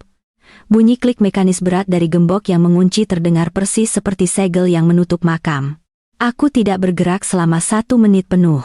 Aku membiarkan keheningan menyelimuti sepenuhnya. Lalu aku berdiri dan berjalan perlahan ke jendela. Aku melihat mobil perusahaan yang ramping keluar dari garasi dan bergabung dengan lalu lintas padat menuju pusat kota. Dia sudah pergi. Aku langsung masuk ke kantor rumahku dan duduk di depan komputer. Aku tidak mengotorisasi transfer kawat 1,8 miliar rupiah. Sebaliknya, aku membuka portal administratif Aman Bank. Notifikasi merah yang menyala berdenyut secara agresif di sudut layar. Aku mengkliknya. Itu adalah peringatan tingkat tinggi dari algoritma pencegahan penipuan. Permintaan jalur kredit baru menunggu persetujuan. Aku membuka rincian spesifiknya. Permintaan itu telah diajukan hanya 2 jam yang lalu dari alamat IP, yang persis cocok dengan komputer di kantor Derek. Dia secara aktif meminta jalur kredit yang dijamin dalam jumlah besar 500 juta rupiah, menggunakan aset bersama kami sebagai jaminan, tetapi pemohon utama tercatat sebagai Beatrice Santoso dengan Derek Pramudya, tercatat hanya sebagai proksi yang berwenang. Aku menatap kosong layar. Keberaniannya sangat menakjubkan. Dia tidak hanya berencana mencuri 1,8 miliar rupiah yang baru saja kujanjikan padanya. Dia secara aktif mencoba membuka jalur kredit klandestin sepenuhnya atas namaku. Dia dengan cepat membangun dana pelarian besar yang secara hukum akan menjadi tanggung jawabku. Dia tahu bahwa begitu perceraian dimulai, aset pribadinya akan langsung dibekukan. Jadi, dia mencoba mengamankan tumpukan uang tunai besar yang secara hukum adalah milikku untuk mendanai pembelaan hukumnya atau pelarian terakhirnya. Dia menginginkan jaring pengaman emas. Aku mengangkat telepon dan langsung menelepon jalur layanan klien elit bank. Aku tidak perlu menunggu. "Ini Beatrice Santoso," kataku begitu perwakilan menjawab. Kode verifikasi Alpha Niner Zulu. "Selamat malam, Nona Santoso. Bagaimana saya bisa membantu Anda malam ini?" "Saya sedang melihat permintaan kredit yang diajukan hari ini atas nama saya," kataku, suaraku tajam dan sama sekali tanpa emosi. "Saya sama sekali tidak mengizinkan permintaan ini." "Oh." Perwakilan berhenti sejenak. "Saya mengerti, Itu diajukan dengan tanda tangan proksi digital Anda oleh Tuan Pramudia. Tuan Pramudia tidak memiliki otorisasi saya untuk membuka jalur kredit baru apapun. Aku memotong dengan tajam. Saya ingin Anda menandai permintaan khusus ini sebagai sangat curang. Jangan hanya membatalkannya. Tandai. Saya ingin catatan resmi berstempel waktu bahwa upaya ini dilakukan sepenuhnya tanpa persetujuan saya. Dan saya ingin pemberitahuan penolakan resmi ditunda sampai besok pagi. Dimengerti, Nona Santoso. Saya secara resmi menandainya sebagai aktivitas tidak sah sekarang. Ada lagi yang bisa saya bantu? Tidak, itu saja. Aku menutup telepon. Dengan menandainya sebagai penipuan, aku baru saja menyerahkan pengacara perceraianku senjata dahsyat lainnya. Ketika kami akhirnya sampai di pengadilan federal, ini tidak hanya akan terlihat seperti kesalahpahaman. Ini akan terlihat seperti pencurian identitas kriminal.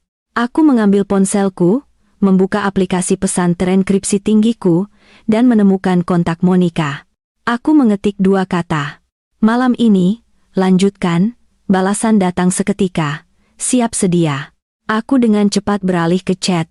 Ku dengan Harrison. Dia sedang menunggu. Dia memiliki saklar pemutus untuk rekening bank, kartu kredit, dan akses perusahaan yang siap dilemparkan. Dia hanya membutuhkan sinyal terakhir. Aku mengetik kata sekarang. Jempolku melayang tepat di atas tombol kirim. Aku ragu-ragu bukan karena aku punya keraguan yang tersisa. Aku ragu-ragu karena aku ingin benar-benar menikmati momen itu. Aku menutup mataku dan dengan jelas membayangkan persis di mana Derek berada sekarang. Dia akan tiba di restoran kelas atas. Valet akan membukakan pintunya. Dia akan dengan percaya diri masuk ke ruang makan, tempat yang persis di mana dia melamarku 10 tahun yang lalu. Nyonya rumah akan membimbingnya ke meja terbaik di dekat jendela, menghadap ke kota yang berkilauan. Riley akan duduk di sana mengenakan gaun yang kubayar, minum sampanye mahal yang kubayar. Dia akan tersenyum cerah. Dia akan memberitahunya bahwa uang besar akan datang. Dia akan memberitahunya bahwa istrinya adalah wanita bodoh yang mudah ditipu, bahwa transfer telah sepenuhnya disetujui, bahwa mereka kaya raya. Dia akan memesan anggur antik paling mahal di menu. Dia akan merasa seperti Raja Jakarta. Aku ingin dia menyesap anggur pertama itu. Aku ingin dia merasakan ketinggian puncak yang memusingkan sebelum aku dengan keras mendorongnya dari tebing. Aku memeriksa waktu, pukul 19.30. Dia pasti sudah duduk sekarang. Dia pasti sedang memesan makan malam. Aku menatap kursor yang berkedip di samping kata sekarang. Aku menarik napas dalam-dalam. Udara di dalam penthouse dingin dan sangat bersih. Bau colongnya yang memuakan akhirnya memudar. Aku menekan kirim. Pukul 19.45. Suamiku dengan percaya diri berjalan melewati pintu berat dan berukir emas The Apex di Tamrin. Itu adalah restoran yang berbau eksklusif mentega bening, minyak, trufel, dan uang lama. 10 tahun yang lalu di meja 4, tepat di samping jendela dari lantai ke langit-langit yang menghadap ke Cakrawala Jakarta, Derek berlutut dan berjanji untuk melindungiku selamanya. Malam ini, dia duduk di meja yang sama persis. Tetapi wanita yang duduk di seberangnya bukanlah istrinya. Riley mengenakan gaun hijau zamrud yang menakjubkan, yang aku tahu harganya 2 juta rupiah karena aku telah melihat biayanya di AMX perusahaan baru, Selasa lalu. Dia benar-benar berseri-seri, praktis bergetar dengan antisipasi rejeki nomplok besar yang baru saja Derek janjikan padanya. Mereka berpegangan tangan dengan mesra di atas taplak meja putih.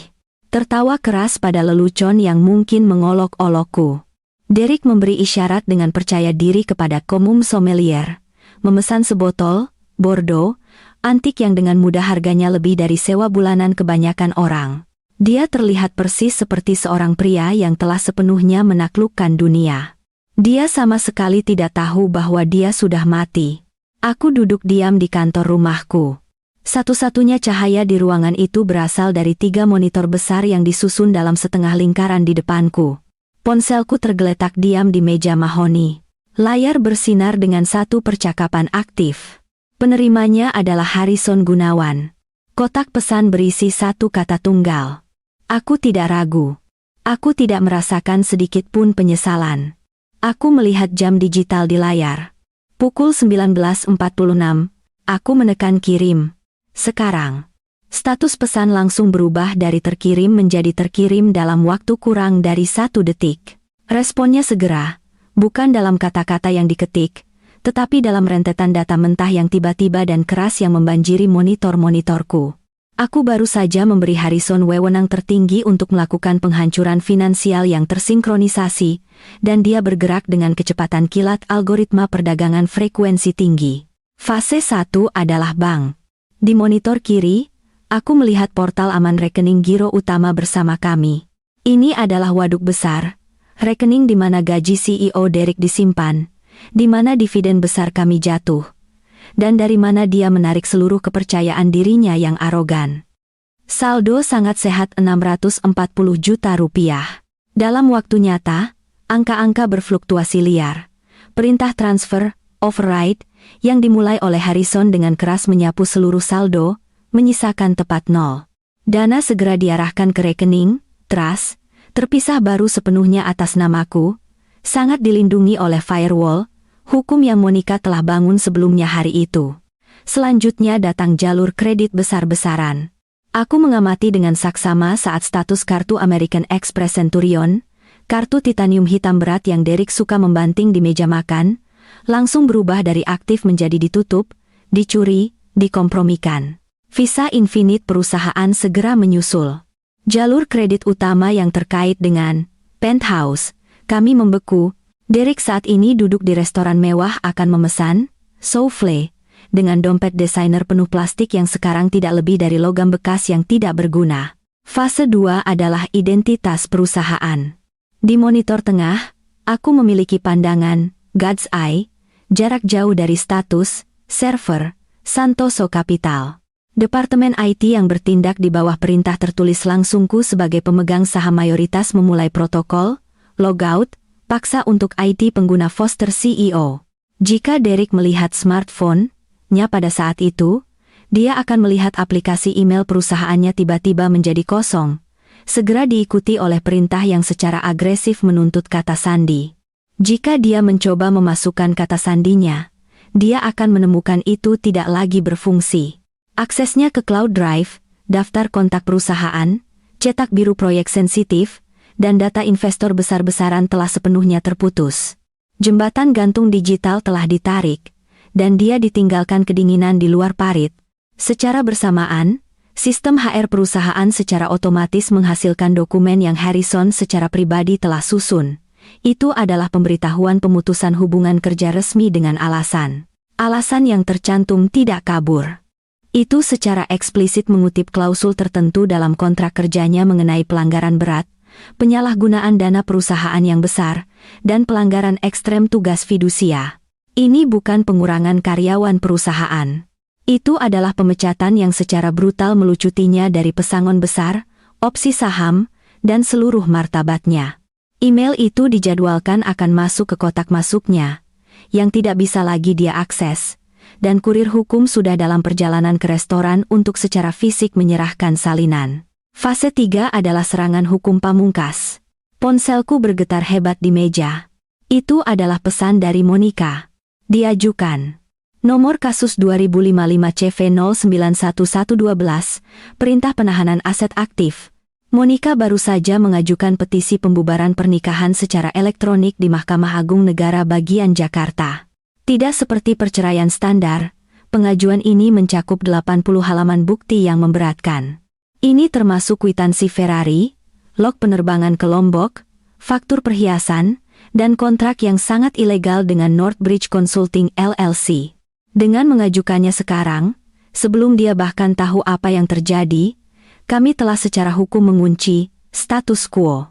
Jika dia mencoba memindahkan 1 sen pun atau menjual 1 aset pun mulai sekarang, dia akan dianggap sangat menghina pengadilan federal.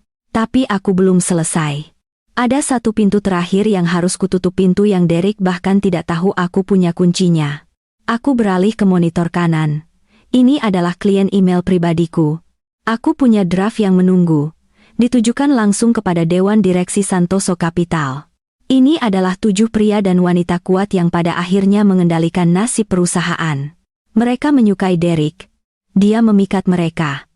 Dia bermain golf dengan mereka di Menteng. Aku tahu bahwa ketika berita perceraian yang berantakan itu tersebar, beberapa dari mereka mungkin mencoba memihaknya. Dengan bodohnya berpikir ini hanyalah perselisihan rumah tangga yang mungkin melukai harga saham. Aku harus memastikan mereka sepenuhnya memahami bahwa Derek bukanlah korban.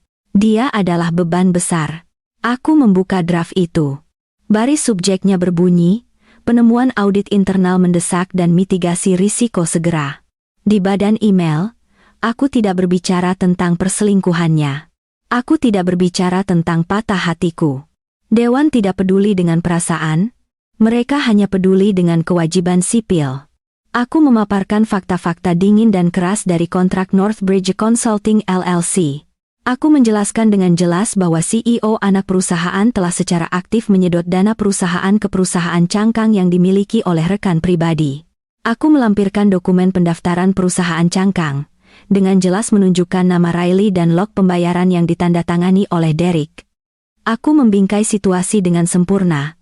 Derek secara agresif telah mengekspos seluruh perusahaan terhadap tuduhan penipuan pajak federal dan potensi tuntutan hukum besar-besaran. Aku menulis, untuk melindungi integritas Santoso Capital dan pemegang saham kami yang terhormat, saya telah menggunakan wewenang tertinggi saya untuk mengakhiri pekerjaan Bapak Pramudya dengan segera. Kita harus mengadakan rapat Dewan Darurat besok pagi pukul 8 pagi untuk membahas penanganan kerusakan dan pemulihan agresif dana yang digelapkan. Aku membaca teks itu sekali lagi. Itu dingin, itu profesional, itu benar-benar mematikan. Aku menekan kirim, email itu langsung dikirim ke ketua, komite audit, dan penasihat hukum perusahaan. Dalam beberapa menit, telepon akan mulai berdering di rumah-rumah mewah di Pondok Indah dan perkebunan tepi pantai di Anyer. Pada saat Derek menyelesaikan makanan pembukanya, dia akan menjadi orang buangan. Tidak seorang pun di dewan itu akan menyentuhnya bahkan dengan jarak 3 meter. Dia tidak akan bisa meminta bantuan. Dia tidak akan bisa memutar narasi. Aku telah melabelinya sepenuhnya radioaktif sebelum dia bahkan menyadari reaktornya bocor. Aku bersandar di kursi. Keheningan di Bent House, benar-benar mutlak. Kipas pendingin komputerku berdengung lembut, mendinginkan prosesor yang baru saja membongkar seluruh kehidupan seorang pria. Sudah selesai. Perangkap telah dipasang. Aku berdiri dan berjalan ke dapur. Aku menuangkan segelas air tinggi untuk diriku sendiri. Tanganku benar-benar stabil. Aku melihat jam, pukul 19.55. Di restoran, sommelier akan mendekati meja mereka dengan botol anggur antik. Dia akan menyajikan labelnya. Derek akan mengangguk setuju, dengan ahli memainkan peran sebagai penikmat yang kaya. Sommelier akan membuka botolnya dan menuangkan sedikit, tetapi momen itu dengan cepat mendekat. Tagihan besar akan datang di akhir makan, tetapi pemeriksaan realitas yang mengerikan akan tiba jauh lebih cepat. Aku dengan jelas membayangkan adegan itu. Getaran tiba-tiba ponselnya saat teman-temannya yang bingung dan panik mulai mengirim pesan. Pesan kesalahan pada login perusahaan. Penolakan kartu kredit yang sangat memalukan. Aku menyesap air. Rasanya sangat bersih dan dingin. Aku bukan lagi istri sedih yang menunggu di rumah. Aku adalah arsitek kehancurannya yang mutlak. Dan aku baru saja secara agresif menarik batu kunci dari lengkungan. Sekarang, yang harus kulakukan hanyalah menunggu gravitasi melakukan tugasnya. Aku tidak perlu duduk di meja 4 The Apex untuk mengetahui persis apa yang sedang terjadi. Aku secara intim tahu ritme restoran, pencahayaan redup, dan cara suara merambat melalui bilik berlapisan beludru. Aku mengenal suamiku, dan aku tahu merek spesifik arogansi ekstrem yang dia kenakan ketika dia berpikir dia menghabiskan uang orang lain. Pukul 20.15, makan malam hampir selesai. Derek telah memesan menu tasting, lengkap yang dipadukan dengan Bordeaux, tahun 1982 yang harganya 3,5 juta rupiah per botol. Dia memainkan peran sebagai Taipan dengan sempurna. Dia ekspansif dan mabuk berat oleh bayangannya sendiri di jendela. Riley juga memainkan perannya. Dia telah menghabiskan 1 jam terakhir secara aktif memotret makanan, label anggur, dan pergelangan tangannya yang dihiasi dengan jam tangan amal curian. Dia tanpa henti memposting cerita ke media sosialnya, menambahkan keterangan penuh emoji berlian dan frasa seperti, diperlakukan seperti ratu sejati. Dia dengan bangga menyiarkan kemenangannya ke seluruh dunia, sama sekali tidak menyadari bahwa dia sebenarnya sedang mendokumentasikan bukti kuat untuk pengacaraku. Kemudian tibalah momen kebenaran yang mutlak. Pelayan, seorang pria bernama Henry, yang telah melayani kami selama bertahun-tahun dan kemungkinan mengenali Derek dengan wanita baru yang aneh, meletakkan dompet tagihan kulit berat di meja. Totalnya pasti lebih dari 5 juta rupiah. Derek bahkan tidak repot-repot melihat totalnya. Dia tertawa pada sesuatu yang dikatakan Riley, merogoh saku bagian dalam jaket jasnya, dan mengeluarkan kartu American Express Centurion titanium berat. Dia menjatuhkannya ke nampan dengan jentikan pergelangan tangan yang santai dan arogan. Tambahkan 20% untuk dirimu sendiri, kata Derek, suaranya sedikit terlalu keras. Henry mengangguk secara profesional dan membawa dompet tagihan itu pergi. Ini adalah bagian yang tepat di mana waktu biasanya memanjang. Percakapan di meja secara alami berlanjut. Derek mungkin menyesap air, tersenyum hangat pada Riley, menjanjikannya bahwa dana besar untuk apartemen baru akan ditransfer besok pagi. Riley mungkin tersenyum kembali, menyentuh tangannya, dengan rakus menghitung luas, penthouse, yang dia yakini akan dia dapatkan. Kemudian Henry kembali. Dia tidak berjalan dengan kecepatan efisien yang cepat dari pembayaran yang diproses. Dia berjalan perlahan. Dia memegang folder kulit dengan kedua tangan, menekannya ke dadanya seperti seorang pria yang membawa berita buruk. Dia mendekat, menjaga suaranya sangat rendah untuk menghindari mempermalukan para pelanggan kaya lainnya. Meskipun keheningan tiba-tiba di meja mereka sudah menarik perhatian. Saya sangat menyesal, Tuan Pramudia, bisik Henry. Kartu itu sama sekali ditolak. Derek mengerutkan kening, senyum percaya diri tidak sepenuhnya hilang dari wajahnya, tetapi membeku di tempat. Itu sama sekali tidak mungkin. Ini adalah kartu Centurion. Tidak ada batas yang ditentukan sebelumnya. Jalankan lagi, chipnya mungkin hanya kotor. Saya sudah menjalankannya 3 kali, Tuan, kata Henry lembut. Kode pengembalian sangat spesifik. Dinyatakan akun telah ditutup karena alasan keamanan. Ditutup? Suara Derek naik 1 oktav. Itu sama sekali konyol. Ini. Dia mengeluarkan dompet desainernya. Dia mengeluarkan Visa Infinite. Kartu perusahaan besar. Gunakan yang ini dan bawakan saya espresso lagi. Henry mengambil kartu itu dan dengan cepat mundur. Riley sekarang menatap Derek dengan saksama, alisnya yang terpahat sempurna sangat berkerut. Apakah semuanya baik-baik saja, sayang? Semuanya baik-baik saja. Hanya gangguan bank bodoh, kata Derek, melambaikan tangannya dengan acuh tak acuh. Bea mungkin mengacaukan beberapa dokumen di kantor. Kamu tahu betapa tidak kompetennya administrasi. Dia masih menyalahkanku. Dia masih menghinaku. Henry kembali lebih cepat kali ini. Dia tidak mendekat. Dia hanya meletakkan kartu plastik itu kembali di taplak meja putih. Ditolak, Tuan. Udara di sekitar meja seakan-akan tersedot ke dalam ruang hampa. Suara latar restoran, dentingan perak, gumaman pelan percakapan orang kaya seakan memperkuat kesunyian mencekam di meja 4.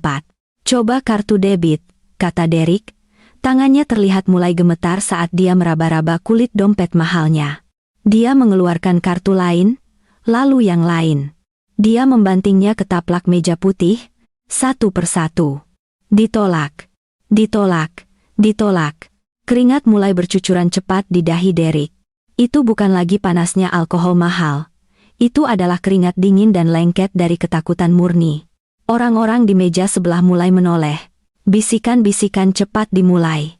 Bukankah itu Derek Pramudia? Kukira dia kaya raya. Dia benar-benar kehabisan batas. Postur Riley berubah seketika. Pujian palsu benar-benar lenyap, digantikan oleh tatapan tajam dan perhitungan seorang predator. Menyadari mangsanya sama sekali tidak memiliki daging di tulangnya. Derek, desisnya, suaranya memotong gumaman. Apa-apaan yang terjadi? Kamu bilang kamu sudah mentransfer uangnya. Sudah. Maksudku, aku akan. Derek tergagap. Dia mengambil ponselnya. Aku hanya perlu memeriksa aplikasi bank. Ini pasti kesalahan sistem. Serangan peretas. Pasti peretas. Dia membuka aplikasi bank. Dia menunggu dengan menyakitkan agar pengenalan wajah masuk. Layar akhirnya dimuat. Tidak ada jutaan. Tidak ada perlindungan. Overdraft. Hanya ada layar abu-abu pekat dengan angka-angka dingin. Total saldo tersedia, 0. Status, dibekukan. Hubungi administrator. Dia menatap liar ke ponselnya. Dia menggeser ke bawah dengan panik untuk menyegarkan. 0. Dia menggeser lagi. 0. Seolah-olah seluruh keberadaannya telah dihapus secara permanen. Aku tidak mengerti, bisiknya. Suaranya pecah mengerikan. Sudah hilang. Semuanya hilang. Riley menatapnya. Matanya tidak dipenuhi dengan kepedulian lembut. Matanya dipenuhi dengan jijik murni tanpa filter. Dia menatap pria menyedihkan yang berkeringat deras di tuxedo mahalnya. Pria yang tiba-tiba terlihat sangat kecil dan sangat murah. Kamu bercanda, desisnya dengan kejam. Kamu membawaku ke sini, memesan makanan senilai 5 juta rupiah, dan kamu bahkan tidak bisa membayarnya? Kamu bilang kamu CEO. Kamu bilang kamu memiliki seluruh perusahaan. Aku memang CEO, Derek memohon, mati-matian mencoba meraih tangannya. Dia mundur dengan keras seolah-olah dia sangat menular. Riley, sayang, dengarkan. Ini hanya kesalahan besar. Aku akan memperbaikinya. Aku hanya perlu menelepon Bea. Kamu perlu menelepon istrimu? Riley tertawa keras. Tawa yang sangat jelek. Itu solusi agungmu? Mengemis uang jajan dari ibu? Sebelum Derek sempat merumuskan jawaban, ponsel Riley bergetar hebat di meja. Itu adalah dengungan keras dan menjengkelkan di gelas air kristal. Dia menatap layar. Itu adalah nomor yang tidak dikenal. Dia menjawabnya dengan kesal. Apa? Aku hanya bisa membayangkan suara di ujung sana. Tetapi aku tahu persis apa yang mereka katakan karena Harrison secara pribadi telah mengirimiku perintah penarikan kembali 10 menit yang lalu. Nona Putri, suara itu pasti berkata, ini Velocity Motors. Kami menerima pemberitahuan mendesak dari analis penyewaan mengenai Ferrari Portofino. Dana yang digunakan untuk deposit telah secara resmi ditandai sebagai aset perusahaan yang dicuri. Kendaraan telah dinonaktifkan dari jarak jauh dan tim penarik secara aktif mengamankannya di garasi sekarang. Wajah Riley memucat pasi. Ponsel terlepas sedikit dari tangannya yang terawat. Maksudmu dicuri? Teriaknya. Tidak lagi peduli dengan keributan besar yang dia sebabkan. Dia membeli mobil itu. Itu mobilku. Itu bukti, Nona, kata suara itu.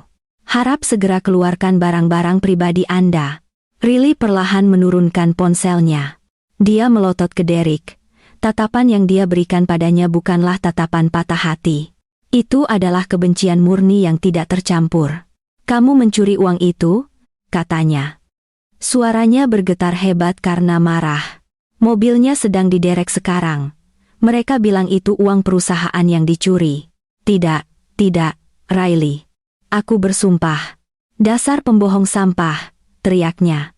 Dia berdiri tiba-tiba, menjatuhkan kursinya yang berat ke belakang. Kursi itu jatuh dengan suara keras ke lantai kayu. Seluruh restoran terdiam, setiap pasang mata terpaku pada mereka. Kamu bilang kamu adalah pria yang hebat. Riley meludah, meraih tas desainernya. Kamu tidak ada apa-apanya. Kamu penipu besar. Kamu menyeretku ke dalam kejahatan federal. Riley, tunggu. Derek berdiri, mati-matian mencoba meraih lengannya. Dia berputar tajam pada tumitnya dan menampar keras wajah Derek. Itu adalah suara retakan keras yang bergema hingga ke langit-langit tinggi. Jangan sentuh aku, desisnya dengan berbisa. Dan jangan pernah meneleponku lagi. Aku tidak akan masuk penjara federal karena kamu pecundang bangkrut. Dia melangkah keluar dari restoran dengan marah. Sepatu, hak, tingginya berbunyi cepat. Meninggalkannya berdiri sendirian di tengah puing-puing ego besarnya yang membara. Derek berdiri di sana sendirian. Pelayan sedang menunggu. Manajer lantai berjalan dengan cepat ke arahnya dengan ekspresi yang sama sekali tidak ramah. Para pelanggan kaya lainnya terang-terangan menatap. Beberapa bahkan mengangkat ponsel mereka untuk secara aktif merekam kejatuhan spektakuler CEO hebat itu. Tuan, kata manajer, suaranya dingin membeku. Kami perlu melunasi tagihan ini segera atau kami akan terpaksa memanggil polisi. Aku tidak tahu persis apa yang dia berikan kepada mereka sebagai ganti untuk membiarkannya pergi. Mungkin jam tangan mewahnya, mungkin kancing manset emasnya, mungkin dia meninggalkan SIM-nya sebagai jaminan. Yang aku tahu adalah 10 menit kemudian, dia berlari panik menuju tempat palet. Wajahnya merah padam. Napasnya tersengal-sengal dan panik. Dia masuk ke mobil yang dikeluarkan perusahaan, yang sama sekali tidak dia sadari adalah satu-satunya hal terakhir yang dia miliki, dan hanya untuk beberapa jam lagi, lalu melesat dengan kasar keluar dari garasi parkir. Dia mengemudi terlalu cepat, dia hiperventilasi. Pikirannya melaju liar, mati-matian mencoba menemukan penjahat untuk mimpi buruk ini. Pasti peretas. Pasti kesalahan bank. Pasti konspirasi besar. Dia mengemudi lurus pulang kepadaku.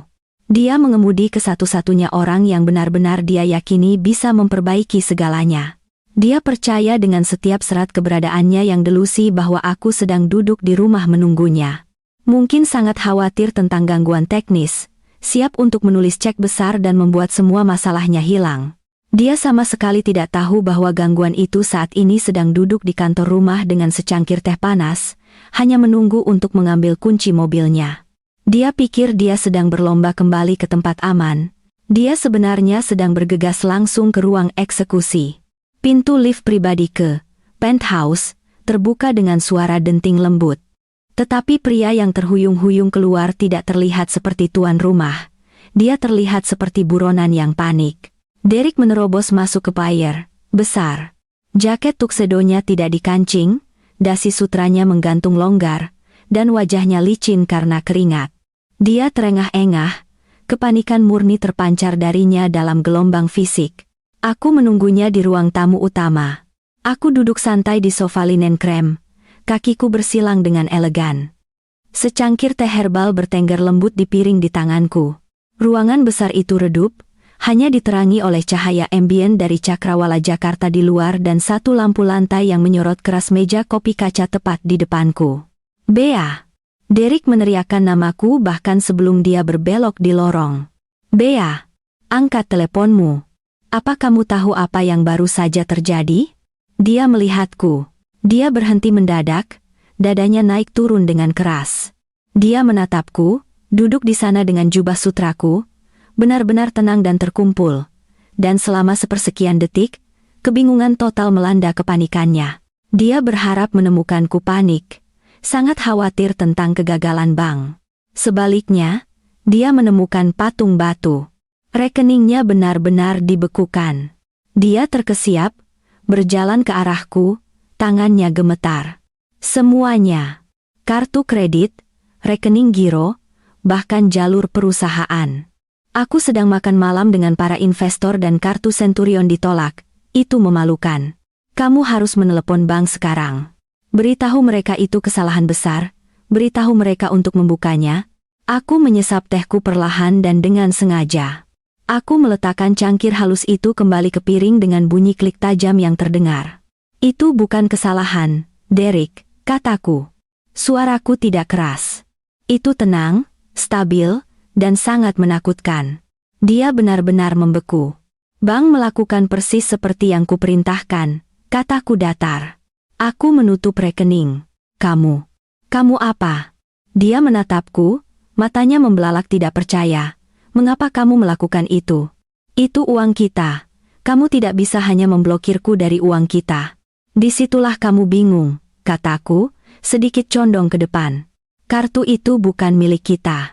Uang itu bukan milik kita. Itu milikku. Kamu hanya pengguna yang berwenang.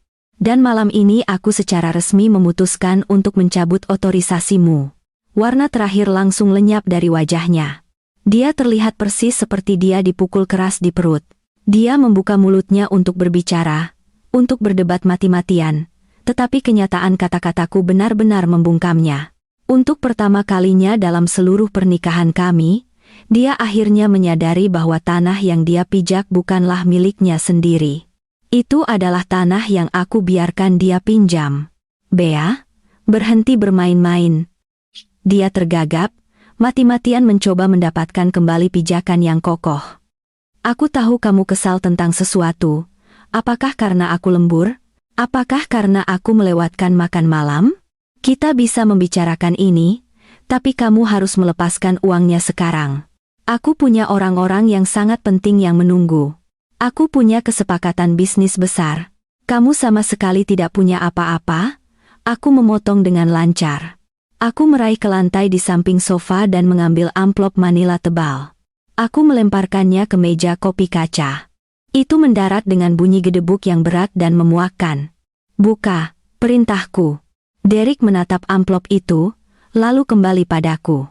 Dia melangkah maju dengan ragu, seperti seorang pria yang mendekati bom aktif. Dia mengulurkan jari-jari gemetar dan merobek tutupnya. Dia mengeluarkan foto pertama. Itu adalah bidikan resolusi tinggi dirinya dan Riley yang berdiri rapat di samping Ferrari Portofino merah. Tangannya gemetar hebat. Dia menjatuhkan foto itu. Dia mengeluarkan lembaran berikutnya. Itu adalah faktur digital untuk Ferrari yang dengan jelas mencantumkan uang muka yang dibayar dengan dana perusahaan yang dicuri. Kemudian datang laporan kartu kredit yang menyoroti perhiasan berlian, perjalanan mewah ke Lombok, makan malam yang mahal, kemudian log telekomunikasi halaman demi halaman dengan cermat, mendokumentasikan setiap menit yang dia habiskan untuk berbicara dengannya saat aku tidur. Dia benar-benar berhenti bernapas. Dia membalik dengan panik ke bagian paling bawah tumpukan dan melihat kontrak Northbridge Consulting LLC. Dia melihat bukti kuat penggelapan besar-besaran. Dan akhirnya, dia melihat pemberitahuan penolakan bank resmi untuk jalur kredit 500 juta rupiah yang curang yang dia coba buka atas namaku hanya beberapa jam yang lalu. Kertas-kertas itu terlepas dari jari-jarinya yang mati rasa dan berserakan liar di lantai. Derek menatapku. Arogansi ekstrem itu hilang. Kemarahan palsu itu hilang. Yang tersisa hanyalah ketakutan telanjang dan menyedihkan dari seorang pria yang telah benar-benar dikuliti hingga ke tulang. Dia jatuh berlutut. Itu adalah gerakan teatrikal yang sangat putus asa. Dia merangkak ke arah sofa, mencoba mati-matian untuk meraih tanganku, tetapi aku dengan mulus menariknya. "Bea, tolong," dia terkesiap. Air mata sebenarnya menggenang di matanya. "Tolong, biarkan aku menjelaskan. Itu tidak berarti apa-apa. Dia tidak berarti apa-apa. Itu hanya, aku bodoh, aku lemah. Tapi aku mencintaimu. Kamu tahu aku mencintaimu. Kita bisa memperbaikinya. Aku akan menjual mobilnya. Aku akan memecatnya. Tolong jangan lakukan ini pada kita." Aku menatapnya. Aku menatap pria yang telah aku habiskan 10 tahun untuk membangun, pria yang aku pakaikan pakaian, beri makan, dan promosikan. Aku secara aktif mencari di matanya jejak cinta sejati, tetapi yang kulihat hanyalah kepanikan murni seekor parasit yang dengan cepat kehilangan inangnya. "Kamu tidak mencintaiku, Derek," kataku lembut. "Kamu mencintai gaya hidup mewah. Kamu mencintai gelar CEO. Kamu mencintai perasaan sepenuhnya dibiayai. Kamu mencintaiku ketika aku sangat berguna bagimu. Tapi aku tidak lagi berguna. Aku hanyalah orang yang tahu persis siapa kamu sebenarnya." Aku meraih amplop kedua yang ada di meja. Yang ini berukuran hukum. Aku menggesernya melintasi permukaan marmer sampai berhenti tepat di depan lututnya. "Ini adalah salinan resmi gugatan cerai," kataku dingin. "Itu diajukan secara elektronik malam ini. Ini secara eksplisit mengutip perzinahan dan penipuan keuangan besar-besaran. Kunci, penthouse, ini akan diganti dalam waktu tepat 1 jam. Derek menatap dokumen hukum itu, menggelengkan kepalanya dengan tidak percaya. Dan tepat di bawah itu, aku melanjutkan dengan lancar, adalah surat pemutusan hubungan kerja resmi Anda dari Santoso Urban Developments. Anda dipecat, Derek. Dipecat dengan alasan, yang berarti sama sekali tidak ada pesangon, tidak ada opsi saham, tidak ada golden parachute. Kamu tidak bisa melakukan itu," bisiknya dengan suara serak. "Dewan, mereka menyukaiku. Dewan direksi telah menerima laporan audit komprehensif mengenai Northbridge Shell Company," kataku. "Ada rapat dewan darurat yang dijadwalkan besok pagi pukul 8 pagi. Anda tidak diundang. Anda adalah agendanya." Derek perlahan berdiri. Keterkejutan yang luar biasa dengan cepat bermutasi menjadi agresi binatang yang terpojok. Wajahnya berubah menjadi geraman jelek. "Aku tidak akan pergi," teriaknya. "Ini rumahku. Kamu tidak bisa hanya mengusirku ke jalan di tengah malam. Aku punya hak hukum. Aku tidak akan pergi kemanapun sampai aku berbicara dengan pengacaraku. Aku tidak berdebat dengannya. Aku bahkan tidak menaikkan suaraku. Aku hanya mengambil ponselku dan menekan satu tombol. Keamanan," kataku ke lubang suara. "Saya punya tamu yang secara agresif menolak meninggalkan tempat." "Kami berdiri tepat di luar pintu, Nona Santoso," jawab suara berat Markus melalui speaker. Aku menutup telepon. Sebelum Derek bisa berteriak lagi, pintu depan yang berat terbuka. Markus dan seorang penjaga lainnya, seorang pria besar yang bertubuh seperti Hal linebacker NFL, masuk. Mereka berpakaian jas hitam. Mereka tidak terlihat ingin bernegosiasi. "Tuan Pramudya," kata Markus, suaranya sangat tenang, tetapi meneteskan ancaman tersirat. "Sudah waktunya pergi." Derek menatap liar para penjaga besar. Lalu kembali padaku, dia melihat sekeliling, penthouse, multimiliaran rupiah, seni mahal di dinding, pemandangan kota yang luas yang dengan bodohnya dia pikir dia miliki. Dia akhirnya menyadari bahwa dia kalah jumlah dan sama sekali tidak berkuasa. Dia dengan keras menarik jaket tuksedonya. Mati-matian mencoba menyelamatkan satu serpihan terakhir dari martabatnya yang hancur. "Baiklah," dia meludah dengan kejam. "Aku akan pergi, tapi kamu akan mendengar kabar dari pengacaraku. Kamu akan sangat menyesali ini, Bea. Kamu akan benar-benar sendirian dan sengsara duduk di dalam kotak kaca raksasa ini." "Aku mungkin akan sendirian untuk sementara waktu," kataku dengan lancar, "tapi aku akan sangat kaya, dan aku akan sepenuhnya bebas." Dia berbalik untuk pergi. "Tunggu, perintahku." Dia berhenti. Aku menunjuk dengan jari yang terawat sempurna ke meja konsol marmer tepat di samping pintu. "Kuncinya," kataku. "Untuk mobil perusahaan. Letakkan di meja." "Aku perlu mengemudi ke suatu tempat." Dia memprotes dengan lemah. "Bagaimana aku harus pergi?" "Jalan kaki," kataku. "Atau panggil Gojek." "Tapi Mercedes itu sepenuhnya milik Santoso Capital. Dan kamu bukan lagi karyawan." Derek menatapku dengan kebencian murni yang tidak tercampur. Dia merogoh sakunya dan perlahan mengeluarkan kunci fob S-Class. Dia memegangnya erat-erat sejenak. Buku-buku jarinya memutih, lalu dia melepaskannya. Suara logam berat yang mengenai meja marmer sangat tajam dan keras. Terdengar persis seperti titik terakhir di akhir kalimat yang sangat panjang dan sangat buruk. Markus menyingkir. Derek berjalan keluar pintu. Dia tidak menoleh ke belakang. Pintu berat itu tertutup di belakangnya. Kunci mati terkunci secara otomatis. Aku duduk di sana sendirian dalam keheningan.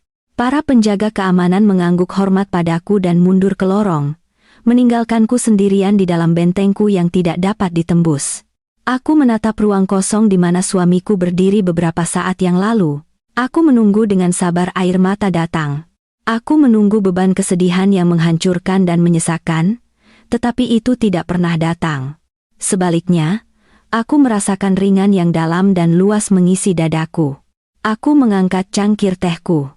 Itu masih sangat hangat. Aku menyesap panjang dan untuk pertama kalinya dalam beberapa tahun, aku merasakan teh herbal yang menenangkan, bukan rasa pahit kecemasan. Aku berdiri dan berjalan ke jendela dari lantai ke langit-langit. Aku melihat ke bawah ke jalanan ramai 50 lantai di bawah. Aku melihat sosok kecil yang tidak penting berjalan keluar dari gedung mewah itu, sendirian di malam Jakarta yang dingin. Dia sama sekali tidak punya mobil. Dia tidak punya uang. Dia tidak punya gelar. Dia hanyalah seorang pria. Dan aku akhirnya hanyalah aku.